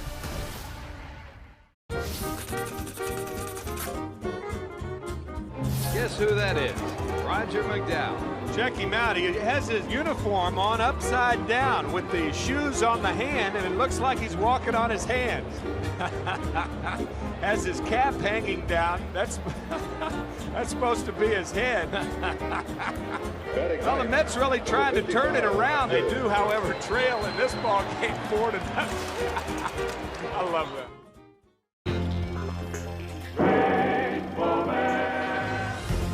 Fastball taps the plate. It'll trickle down the third baseline. The Mariners are going to let it roll.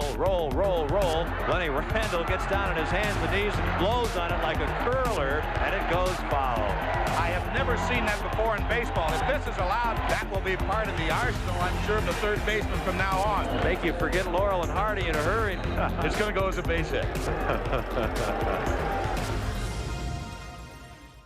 Puedes ser el dueño de grandes momentos del béisbol. MLB Auction te permite participar en la subasta de bates, bolas y jerseys autografiados, con artículos de tus equipos de grandes ligas favoritos, leyendas y jugadores. Visita auctions.mlb.com. Great. Right-hander Phil Maton takes over for the Cubs as we begin the bottom half of the 7th inning here in New York. Cubs leading the Mets 7-2 in the opener of this 4-game set. Last night's game was rained out. Tomorrow a doubleheader, and then Thursday a night game for the finale. Craig Counsell has been ejected from the game. It happened in the top half of this frame as Pete Crow Armstrong was called out. He stole second on a ball 4 pitch. Here's MJ Melendez, looks at a ball up high, 1-0, but overslid the bag. And on the play, he was tagged out, and even on a ball 4, if you overslide trying to steal a base, you can be called out, and he was. Pitch to Melendez. Misses again, 2-0 the count. Yeah, I think what he did is he slid into the bag with the left hand while the tag was on him. His hand, he would been tagged out. His hand, then the continuance of the slide, is that pitch in there for a strike from Maton. Hits the bag, then both hands on the bag, then one hand comes off the bag, disengaged slightly, and the tag is still on him. And they're considering that 2 engagements of the bag. And the second one, he is out. Melendez hits a high fly ball deep left center field. Crow Armstrong back at the track near the wall, has a play, and makes the catch as he softly bangs into the padded wall in left center field to the right of the 370 marker. 1 away. First out of the inning, sponsored by Xfinity. Reliable Wi-Fi at one price for 5 years. Xfinity, imagine that. And Coon, we've just gotten word on right-hander Edward Cabrera, who left the game after the 5th inning with what the Cubs are calling a left hamstring / adductor strain. Yeah, it's not good. I can tell you that. When you got to be carted off the field, that is not good. Fortunately for Cabrera, yeah. Sorry, Coon. Francisco Alvarez looks at a ball off the outside. Count is 1-0. Cabrera was stretching at first base, covering the bag on a ground ball hit on the edge of the outfield grass that was fielded by Horner. The pitch. Inside. 2-0.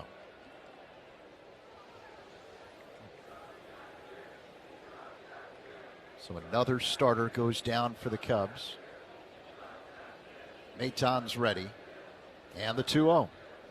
Alvarez hits a high fly ball deep left center field. Crow Armstrong back, leaps at the wall. And this one's gone. Solo home run by Francisco Alvarez.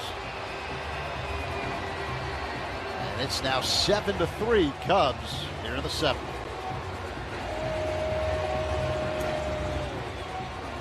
Pitch by Maton ends up in the middle of the plate. And Alvarez put a big swing on it. He has that upshoot swing, and this pitch, yep, middle, knee high, and hits this ball about 2 rows back.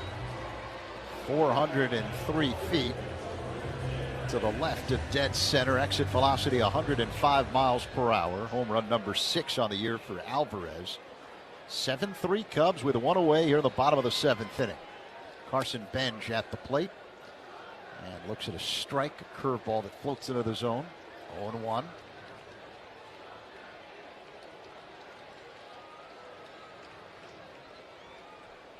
Righty-lefty matchup. Maton deals.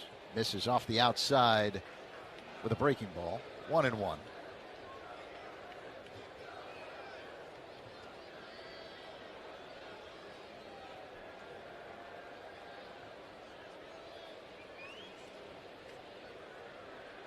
The next pitch is pop foul out of play, off to the left by Benj. 1 ball and 2 strikes. Pete Crow Armstrong with a 3-run shot at a 5-run second inning for the Cubs. Dansby Swanson a 2-run home run in the 4th. Those are the big hits of the night for the Cubs. Up 7-3 here with 1 down in the bottom of the 7th. The 1-2 by Maton. Ben swings and misses. Strike 3. Got him with a curveball. 2 away. I think Mayton took a little off that last one. That was a good pitch. Starts out away, comes back to the outside corner for strike 3. And strikeouts by Cubs pitchers brought to you by your Chicago and Northwest Indiana Hyundai dealers.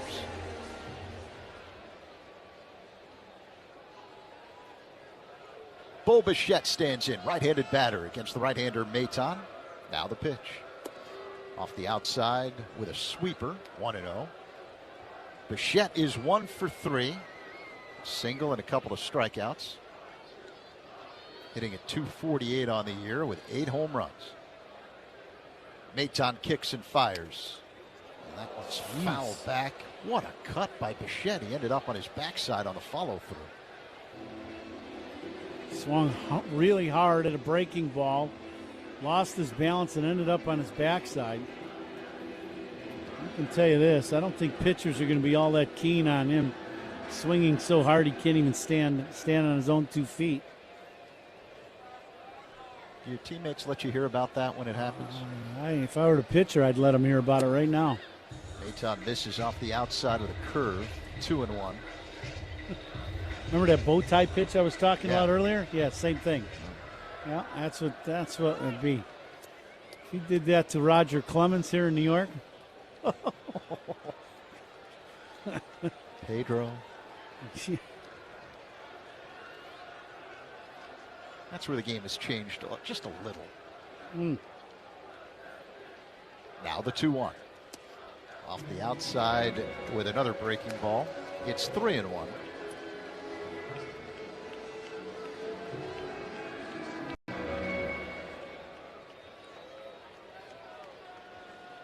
Mayton taking his time, working on the first base side of the rubber. The pitch. That one misses high and inside. So ball 4. 2-out walk for Bichette near the bottom of the 7th inning. 7-3 Cubs. And here comes Mark Vientos. Mayton with a couple breaking balls and just missed inside with that fastball.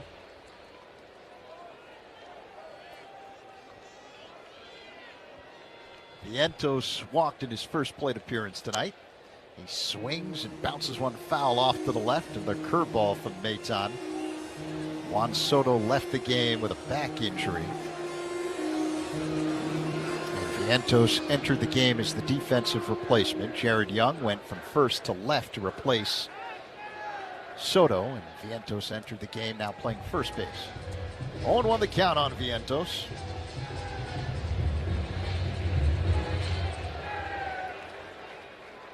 Bichette just 1 stolen base this year, not a threat to go with the score 7-3. The pitch off the outside.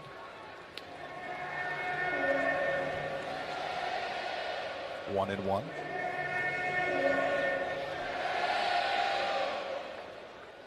Vientos, born in Connecticut, grew up in Florida. Mayton sets above the belt and deals. Called strike. Sinking fastball. 1-2. Say sinking fastball, but it was at the top of the zone. Yeah, they call it a sinker for the scoreboard person, but it's what it is, just a 2-seam fastball is all it is. And the 1-2. Vientos fouls it off the netting to the right. 2-seam fastball has run on it. Like for right-handed pitcher, it's going to run into the right-handed hitter. And that's, the traditional sinker is when a guy gets a little around the ball to the side and the ball, they really try to drive the ball down with movement. Vientos swings and misses. Strike 3. Mayton gets him with a curveball. And that ends the 7th inning. Bichette stranded at first, but the Mets move a little closer on the solo shot by Alvarez. 7-3. Standing grab, Arroyo, nicely done.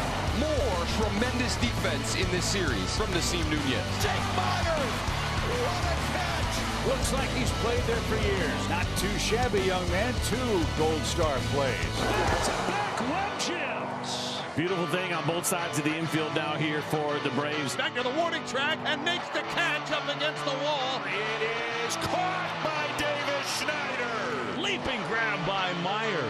Closing is Mitchell, and he makes the play. The race is on, and Vladdy will win it. Jazz Chisholm, lovely, lovely play. Eyes on the ball, right? Yeah.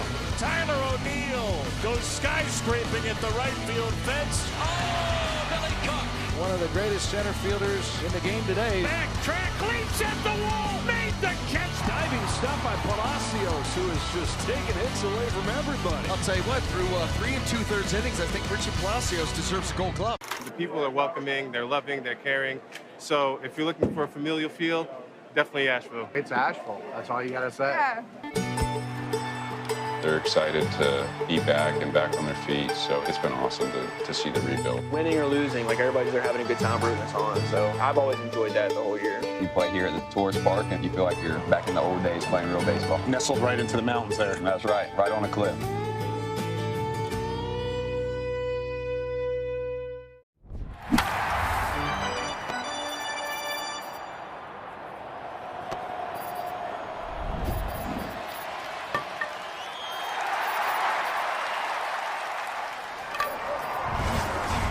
Nibbles and nobbles, and proud of it.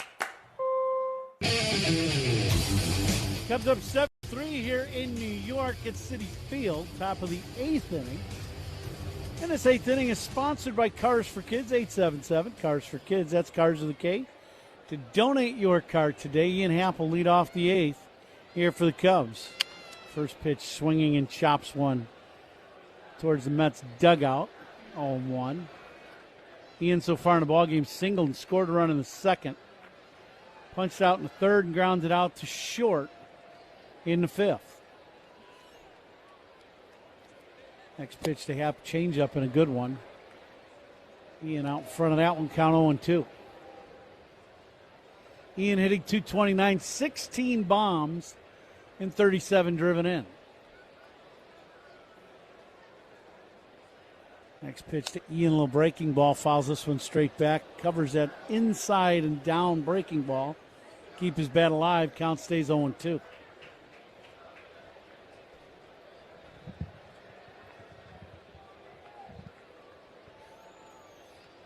Long set on the mound, and now that breaking ball in the dirt. That one got spiked Z right in front of home plate. Happer didn't swing, but counts 1-2. Happ 1 for 3 on the night with a single.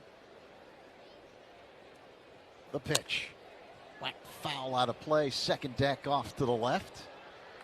Here at Citi Field in New York.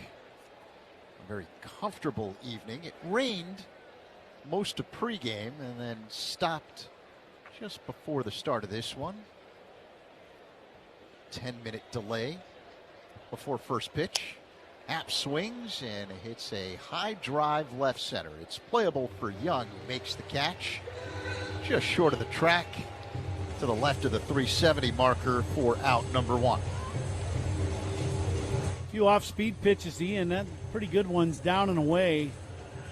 Gets first out of the inning. Let's see if Matty Shaw can do a little something, get the Cubs started here in the 8th.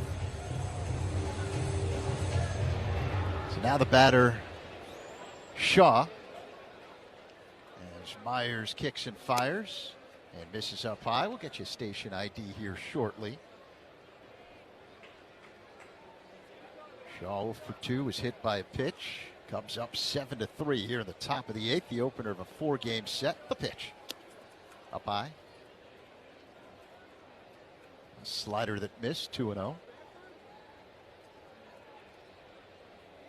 Myers works on the extreme first base side of the rubber. Puts the ball in the glove, sets above the belt, works his motion and deals. And misses again, with this time with a cutter up high. Craig Counsell has been ejected. Ryan Flaherty, the bench coach, is the acting manager as Shaw looks at a strike. 3-1. Fastball clocked at 91 miles per hour. Nico Horner on deck. Now the pitch. Shaw loops one shallow center, racing in Ewing. It drops in for a base hit. So 1-out single for Matt Shaw before Nico Horner bats. Let's pause 10 seconds for stations to identify themselves on the score in the Northwestern Medicine Cubs Radio Network. Spiegel and Holmes talking Cubs afternoons 2 to 6 on 104.3 The Score. This is the Northwestern Medicine Cubs Radio Network, WSCR, WSCR FM and HD1 Chicago. Alongside Ron Coomer, Zach Zaidman in for Pat tonight. We're in New York, Citi Field in Queens, the opener of a 4-game set. Cubs leading the Mets 7-3. 1 on, 1 away for the Cubs here in the top of the 8th. Nico Horner at the plate. He's 0 for 3 tonight. Throw to first, and Shaw just gets back ahead of the tag by Vientos. I'm going to take a look at this in the Mets dugout, and they're going to challenge this at first base. Close play at first. Shaw goes diving back, and now they're going to challenge. Shaw kind of shaking his head at first base. All reviews in this game are sponsored by Northwestern Medicine. A second opinion is always a good idea. Get yours at Northwestern Medicine. Do you have a chance to take a look at the replay there? Now, if he gets him, if he does make the tag in the back, he's going to be out, and I think he did. Yeah, the throw is into the runner, which always gives the first baseman a chance to catch and tag almost in the same motion. And that's exactly what Vientos does. He goes with this throw, catches, and goes into the back of Matt Shaw, and he's going to be out at first base. I'm surprised it's taken this long, actually. Still waiting for Jordan Baker, the crew chief, to make an announcement. From the replay center in the borough of Manhattan.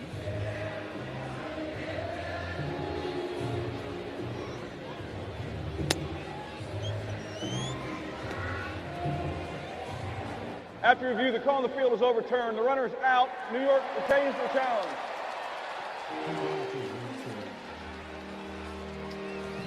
Pickoff 1-3. Shaw's retired, 2 away here in the top of the 8th.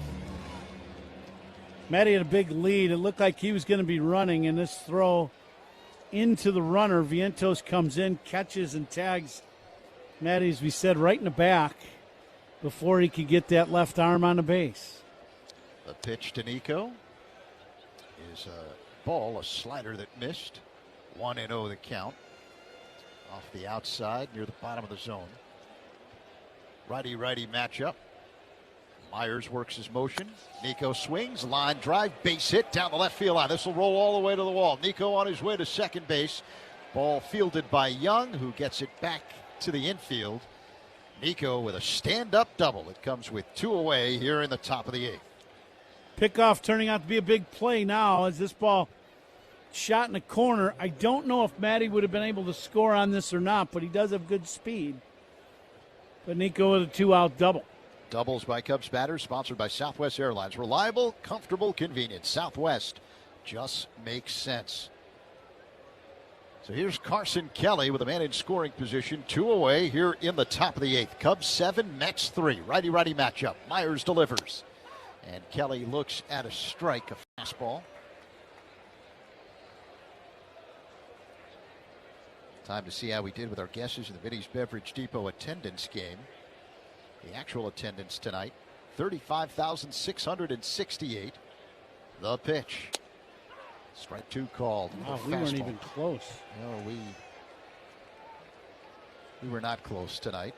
But you know who was, as we take a look at who had the best guess tonight. Schrager. Paul Schrager wins his first ever Vinny's Beverage Depot attendance game. The pitch to Kelly, tap foul at the plate. Schrager came closest with a guess of 31,254. So not only does he help us blast through the speakers of your radio as well as all of your smart devices, but now he's winning Vinny's Beverage Depot attendance games. Congratulations, Schrager. He's laughing back there. Myers is ready. Here comes the 0-2. That's low to Kelly. 1 ball and 2 strikes. Cat dad. He's a cat Got the dad. shirt on. Cat dad. Attaboy, Paulie. The 1-2. Kelly takes a pitch for a ball. 2 balls, 2 strikes. A fastball off the outside. Cubs could use a big hit here. Nico at second with 2 outs. These 2-out singles can be backbreakers. Cubs up 7-3 in this ball game in the top of the 8th.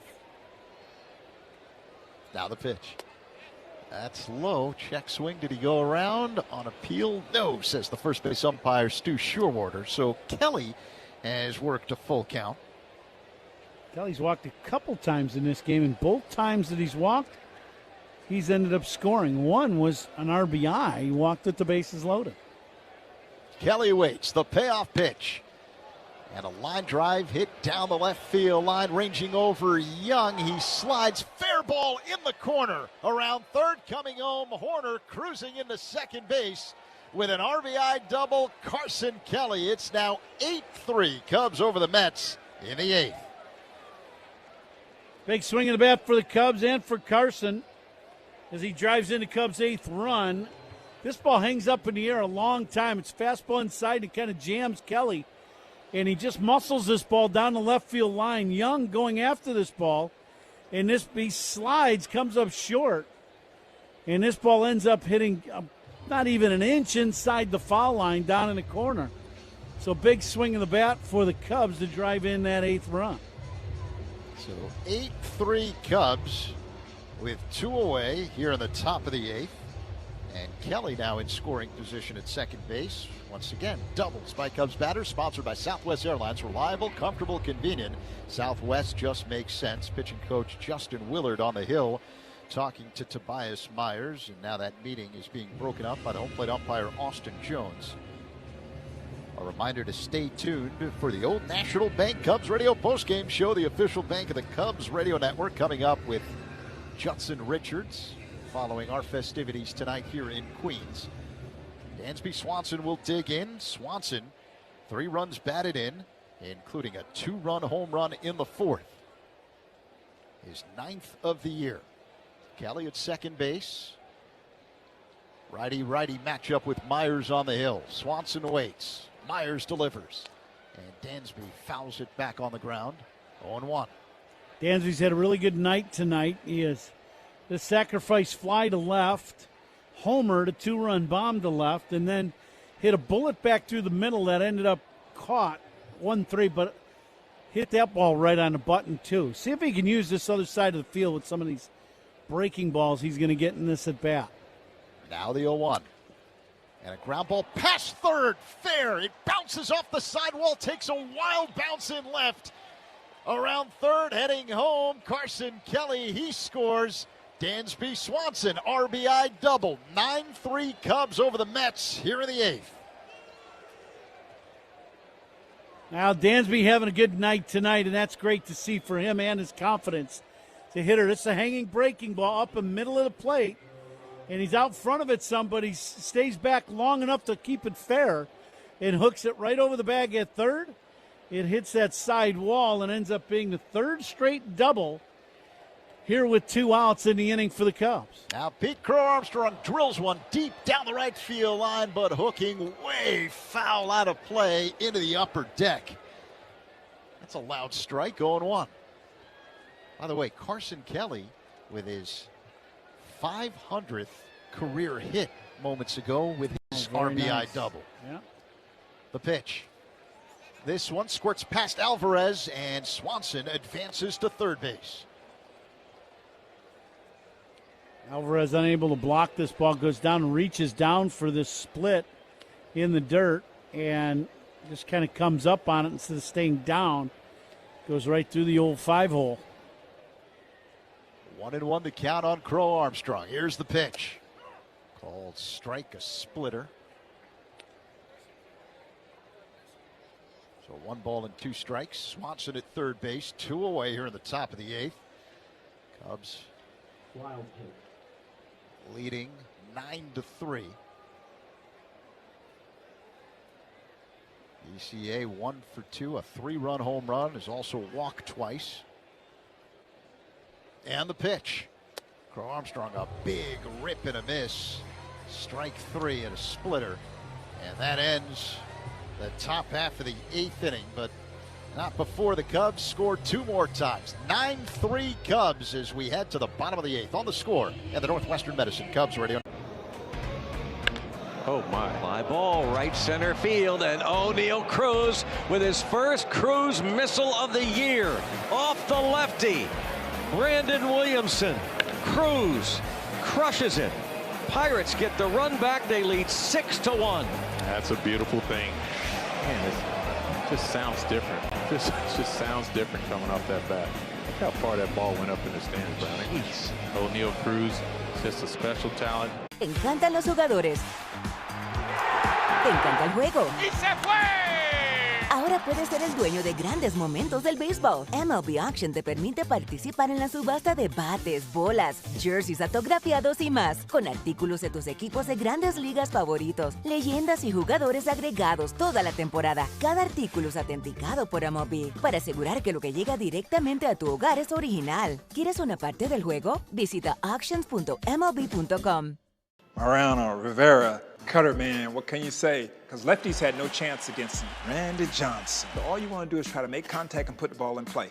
Don't get hit in the head and just try to pull it in play. Mr. Greg Maddux, another great teammate, great player. Hey, this is a beautiful card right here. This card tells you and lets you know that I got him. When you see that finish high, you know that he's in the books. Oh, was that ball crushed?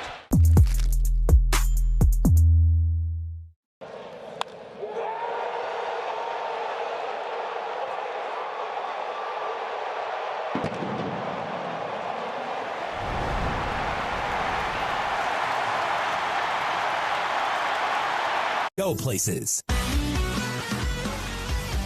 It is the bottom of the 8th inning here in New York. Cubs leading the Mets 9-3. Ryan Rollison, the new pitcher on the mound for the Cubs. Left-handed pitcher. Mets will send a pinch hitter to the mound. Eric Wagaman will pinch hit for Jared Young, right-handed batter. Rollison works his motion. Here's the pitch. And Wagaman looks at a strike. A slider that spins into the zone from Rollison, 0-1. Pitching changes by the Cubs, sponsored by James Hardy Building Products, siding with the Cubs. Rollison, high leg kick and pitch, and Wagaman hits a high fly ball, shallow left. Coming in, Happ, he's under it. Makes the catch. 1 away. Catch of the game tonight, that's sponsored by Catch Des Moines. That play is a real trip, and so is Des Moines.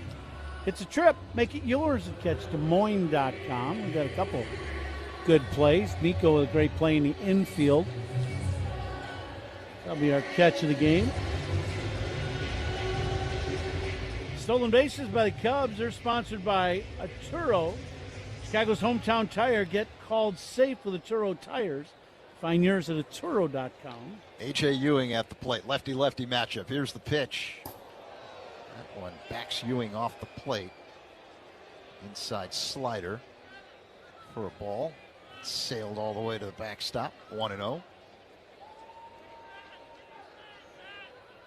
Ewing 0 for 2 with a walk. Rollison peers in, gets the sign from Kelly. High leg kick and pitch. Called strike. Fastball clocked at 96 miles per hour, 1-1. A reminder to stay tuned for the toast of the game presented by Binny's Beverage Depot coming up in the 9th inning with the Coon Dog. Coon's got a lot of choices tonight as Ewing looks at a ball low and outside. 2-1. Guys have had some nice nights. Pete with a 3-run homer and a couple walks. Dansby's had a very nice night. 2-run homer, sac fly, and a double. Ewing looks at a strike. Fastball from Rollison, 2-2.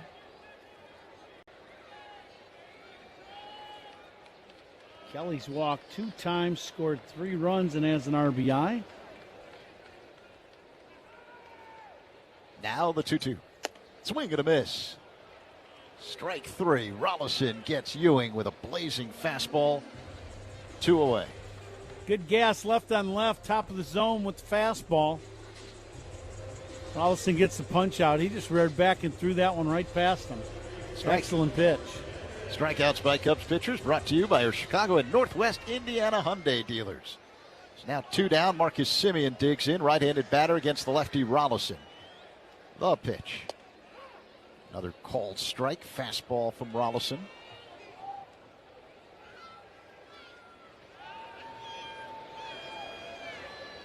The 0-1. Another strike. Oh, that's good gas. 96, almost 97 miles an hour with that last fastball. Yeah, the inner half, about thigh high. Here comes the 0-2. That's inside.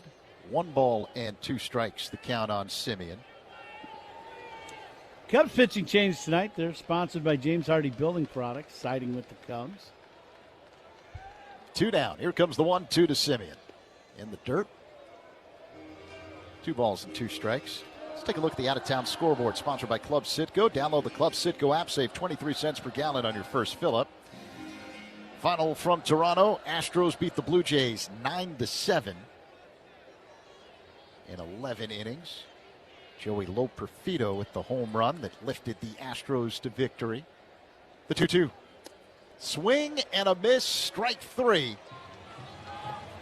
As Rolison gets Simeon with a slow-moving curveball. Mets go down in order in the 8th. We head to the 9th. Cubs up 9-3 on the score in the Northwestern Medicine. The MLB app. Yeah, it's got game. This game. These games. All the games. Pre-game. Post-game. And everything in between. This is baseball your way. With real-time stats, scores, breaking news, and custom content that hits every time. Because you choose the teams and pick the players you want to follow. So when they catch it on the field, you catch it on the app. Somebody help me. Little guy got a souvenir, and he's got a tale to tell. Mom's just kind of oblivious to the fact that she's struggling. It's a rather lengthy one. She is very attentive so far as this long story draws out. That young man looks like he was given some signs. Oh no, he's actually copying the pitcher, isn't he? He's just going to give up. He's going to give up and pretend this is what he wanted to have happen. He's in a tent right now. He's going to hang out in here. Gosh, we've gone to Sea Dogs games since we were kids. I've been coming to see the Sea Dogs for the last 30 years. Great experience.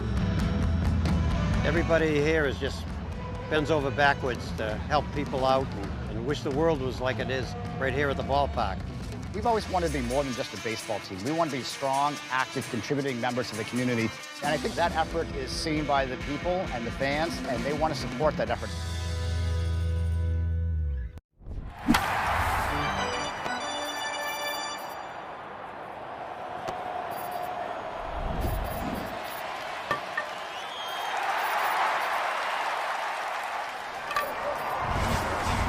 Come today. Top of the 9th inning here in New York. Cubs 9, Mets 3. The opener of a 4-game set. The 9th inning is sponsored by Circa Resort and Casino. Get ready for the time of your life. CircaLasVegas.com. Left-hander A.J. Minter takes over for New York to begin the 9th inning.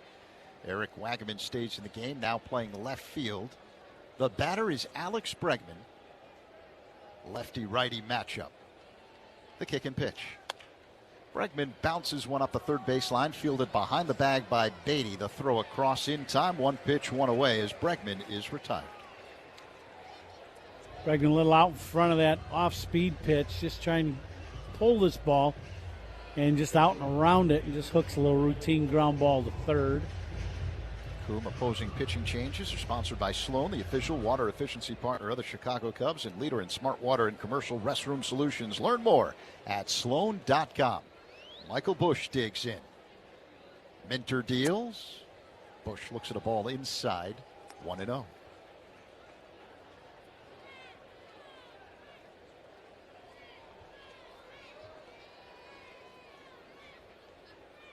Busch 0 for 3 with a walk. And the pitch is a called strike, cutter. 1-1.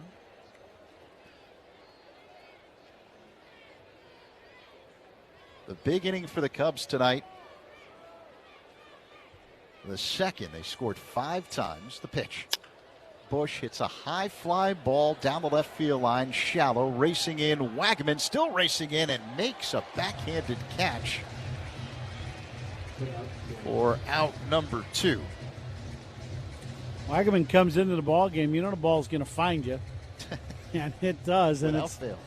not a routine play. He goes back and then has to come in hard with a long run to make this catch. All right, so Seiya Suzuki digs in, 2 away here in the top of the 9th. Cubs up 9-3. The newest Cub is warming up in the bullpen. The pitch to Seiya is a called strike, a cutter. Right-handed pitcher Jaden Murray, who was just acquired the other day in a trade with Houston. And Murray likely will be put to use in the last of the 9th. The pitch misses. High and outside, 1-1 the count. Now, Cubs are up 9-3. I know if you're Craig Counsell, you're trying to, get kind of that soft landing for the new guy and let him get out there and at least pitch a little bit, in a game that's, hopefully at 9-3, a little out of reach. You just get 3 outs and head home and get ready for the double dip tomorrow. Minter misses with a cutter low. 2-1 the count on Seiya with 2 down here in the top of the 9th. And as Coop mentioned, a 9-3 lead for the Cubs. The pitch. Off the outside, it's now 3-1.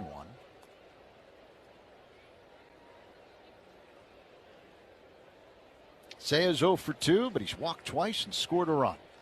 An enormously powerful right-handed batter. The lefty Minter's ready. Here's the pitch. And a line drive smoked to the left center field for a base hit. It gets past Wagaman. Around first, heading for second. Seiya gets there standing up. That'll be a base hit and an error on the left fielder, Wagaman. Welcome to the game. You knew he was going to just get in. He has a long run for 1 ball, and now this one eats him up in left center as this bullet off the bat of Suzuki. And he'll get an error. Yep. And errors by Cubs opponents, sponsored by North Shore, the MVP of adult diapers. For even the heaviest control problems, visit northshore.com. Ian Happ at the plate. Minter delivers. And Happ takes a ball low. He's a switch hitter batting from the right side against the lefty Minter. It's the first time Schrager's heard that one tonight. From our good friends at North Shore. Now the 1-0. Happ takes ball 2, but the Mets are going to challenge this. Ball strike challenge sponsored by Northwestern Medicine. It's near the bottom of the zone along the outside edge, and it's a ball. The pitch is a ball. New York has 1 challenge remaining.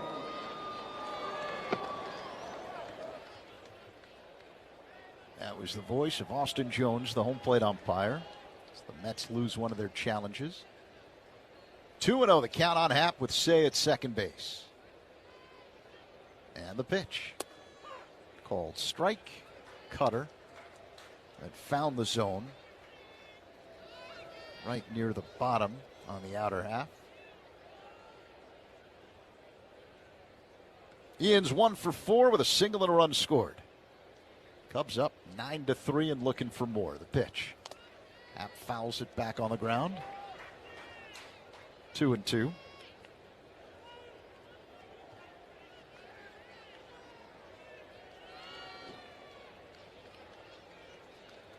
A quiet City Field with the Cubs up big.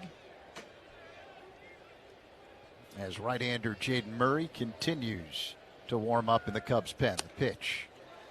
There's a swing and a miss, strike 3. A frustrated Happ throws his bat in the direction of the Cubs' third base dugout here at Citi Field. We head to the... Being, the middle of New York to display a card like this is really such a big part of the Fanatics mission. We think about how do we create new experiences. Now we get the opportunity to put incredible Holy Grail cards in front of tens of thousands, if not millions of new people. It's not just about collectors today, but also about how do we bring new collectors into the space as well. It's really what we do it all for.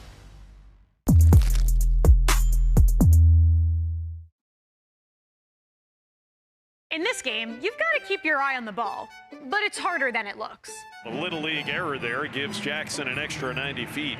The action has defied all prediction. And he tried to put it back in the glove. Oh, that's a great move. What just happened? You can never be sure of anything in this strange game of baseball. He hit the pole that was that hole, the netting. And speaking of strange things, Geraldo Perdomo darts out of the dugout, cuts off Mr. Red and Rosie Red. Curveball got away. Wow. But that pitcher takes his eye off the ball. From flubs to flair, let's check out some fine fielding affairs. He did it again! Junior dives like Superman. Oh! Robbed by Marcy in center. Going, man, you're gone. Gone to the warning track, makes the over-the-shoulder grab. Nunez from the shortstop side of the bag. Hops up and throws out Bobby Witt. Set it to left center, Jake Myers! What a catch! How about that? Puedes ser el dueño de grandes momentos del béisbol. MLB Auction te permite participar en la subasta de bates, bolas y jerseys autografiados, con artículos de tus equipos de grandes ligas favoritos, leyendas y jugadores. Visita auctions.mlb.com. Rates and flexible terms. Join the people in your corner at myconsumers.org. Federally insured by NCUA. Bottom 9 here in New York. Cubs on top of the Mets 9-3. This copyrighted broadcast is presented by authority of the Chicago Cubs and may not be reproduced or retransmitted in any form. And the accounts and descriptions of this game may not be disseminated without the express written consent of the Chicago Cubs. The newest Cub, right-hander Jaden Murray, now on the hill, 29 years old. Brett Beatty at the plate. Here's the pitch. A big swing and a miss. And a fastball clocked at 94 miles per hour. Count is 0-1. Murray acquired just a few days ago in a trade with Houston. This is his second year in the big leagues. The pitch. Beatty takes a ball off the outside. 1-1 the count. 17 career games for Murray. No wins, no losses, a 4.68 ERA. Murray kicks and fires. Low and inside. 2-1 the count now on Beatty. Murray was called up from Iowa prior to the start of tonight's ball game. Gavin Hollowell was optioned. Murray wears number 70, native of Utah.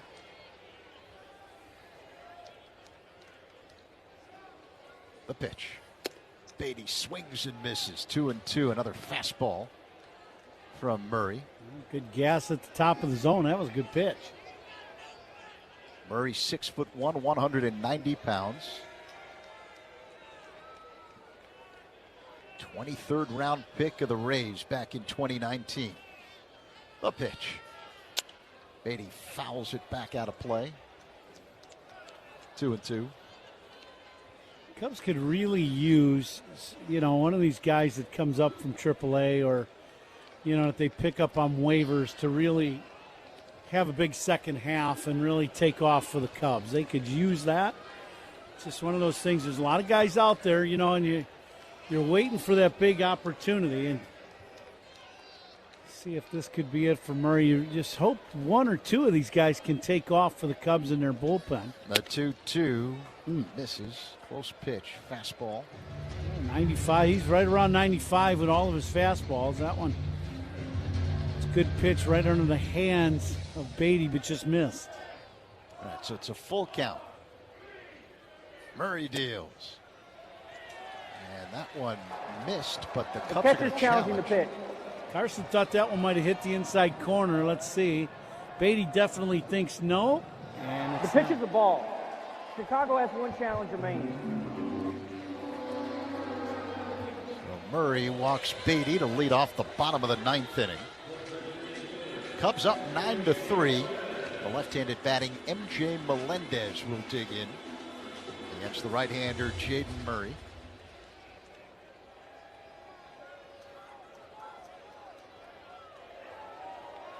A long set, and now the pitch. Melendez swings and misses at a fastball clocked at 95 miles per hour. 0-1. Murray pitched in 8 games for the Astros this season with a 7+ ERA. The pitch. inside. 1 ball, 1 strike.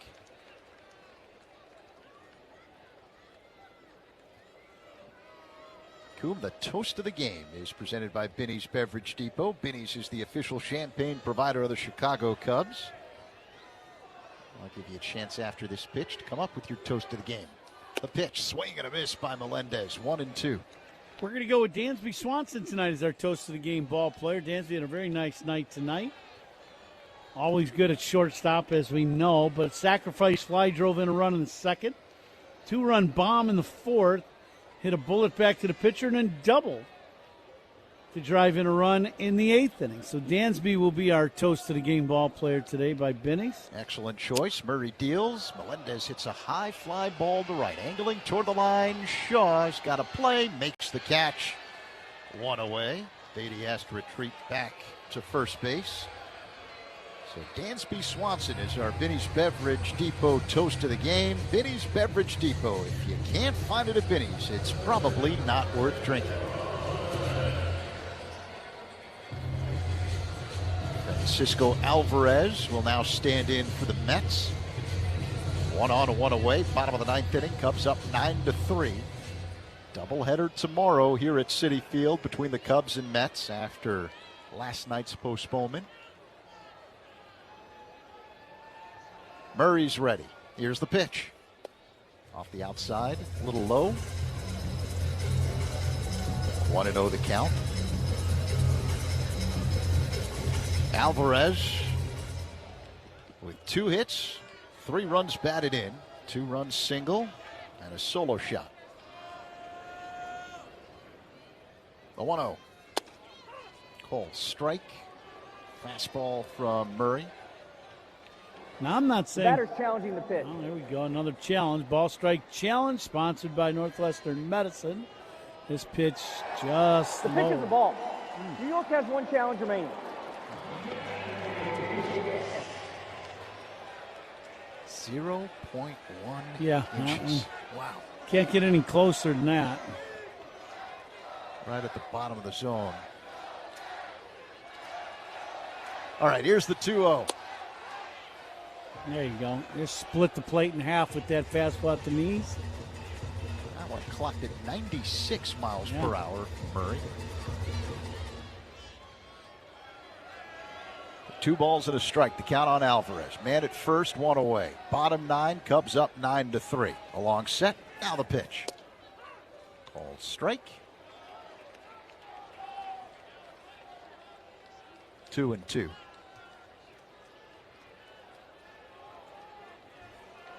Righty-righty matchup. Murray holds the ball behind the back, puts it in the glove, sets belt high.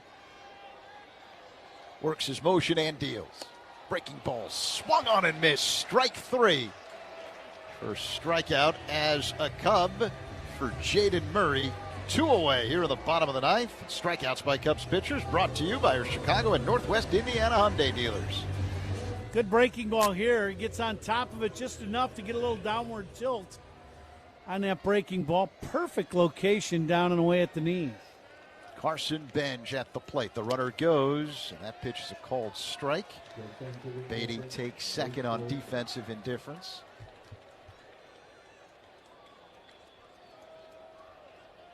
Righty-lefty matchup.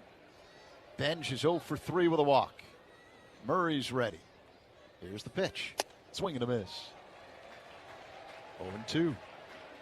Fastball, once again, 95 mph from Murray. And the Mets are down to their last strike.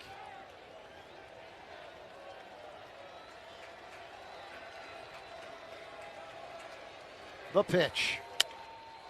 And a looper into shallow right. It drops in for a base hit. Around third, coming home Beatty. The throw by Shaw cut off.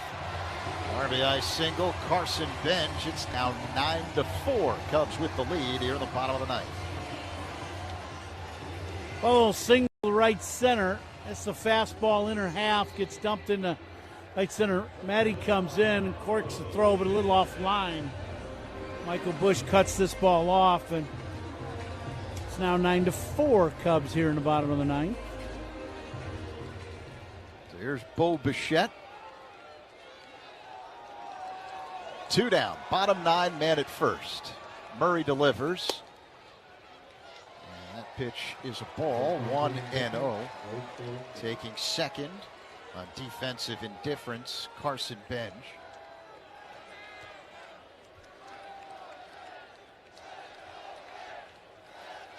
Murray kicks and fires. Breaking ball hit in the air. Deep right center field. Crow Armstrong looks up. This one's gone. Bo Bichette with a 2-run home run the other way. And it's now 9-6 as the Mets are making a 2-out rally here in the ninth. Now Bichette, I believe this is a breaking ball away, and he hammers it. It's up and in the middle of the plate, and Bichette hits this ball in the bullpen in right center. You make mistakes this guy at the plate, he's going to do some damage, and he just did there. So a 2-run home run by Bo Bichette, his 9th of the year. 388 feet the other way toward right center. Pitching coach Tommy Hotovy out on the mound having a conversation with Jaden Murray.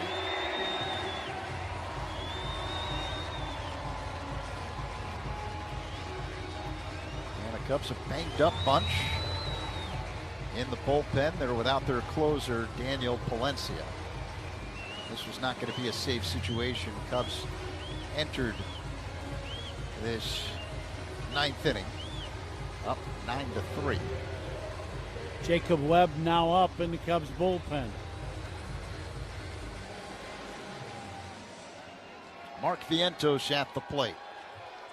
Right-handed batter against the right-hander Murray. 2 away here in the ninth. The pitch. Swing and a miss. Another fastball from Jaden Murray. 0-1.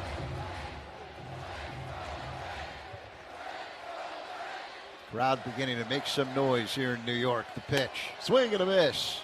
Another fastball. Stay right with that heater. You could elevate it. You could throw it down below the zone, but stay with the heater. That's down to their last strike. Here comes the 0-2 by Murray. Foul back off the screen by Vientos. Sometimes these young guys, they get called up to the big leagues. You know, their fastball's good. It's got great life to it, but the breaking ball gets overthrown, and it doesn't get down where they want it, and it hangs. Murray delivers. Off the outside, he missed with a sweeper. 1 ball and 2 strikes. That was a better breaking ball. That one he got on top of and get good downward tilt. Murray peers in, gets the sign from Kelly. He rocks back and deals. The 1-2. Swing and a miss. Strike 3. Ball game. Cubs start the road trip off right as they beat the Mets 9-6 in the opener of this 4-game set. Well, after a 10-minute delay here, it seems like we've seen nothing but rain since we got to New York. But this game played then. Once we got started, we got through this ball game. Nice ball game for the Cubs and the offense. They did their job. 9 runs on 8 hits, but a couple big bombs. And, a very good ball game, all but the one issue that the Cubs had.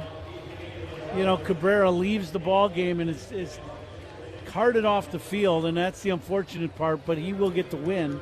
That is, if there's one, really down part about this game is the Cabrera injury, but a nice ball game as far as the win goes for the Cubs. Back with the recap when we come back. Cubs win 9-6 over the Mets here in New York. This is The Score in the Northwestern Medicine Cubs Radio Network. Hey Chicago, this is Pete Crow Armstrong. Pat and Ron call every game here on the Chicago Cubs Radio Network. When every heartbeat counts, you need a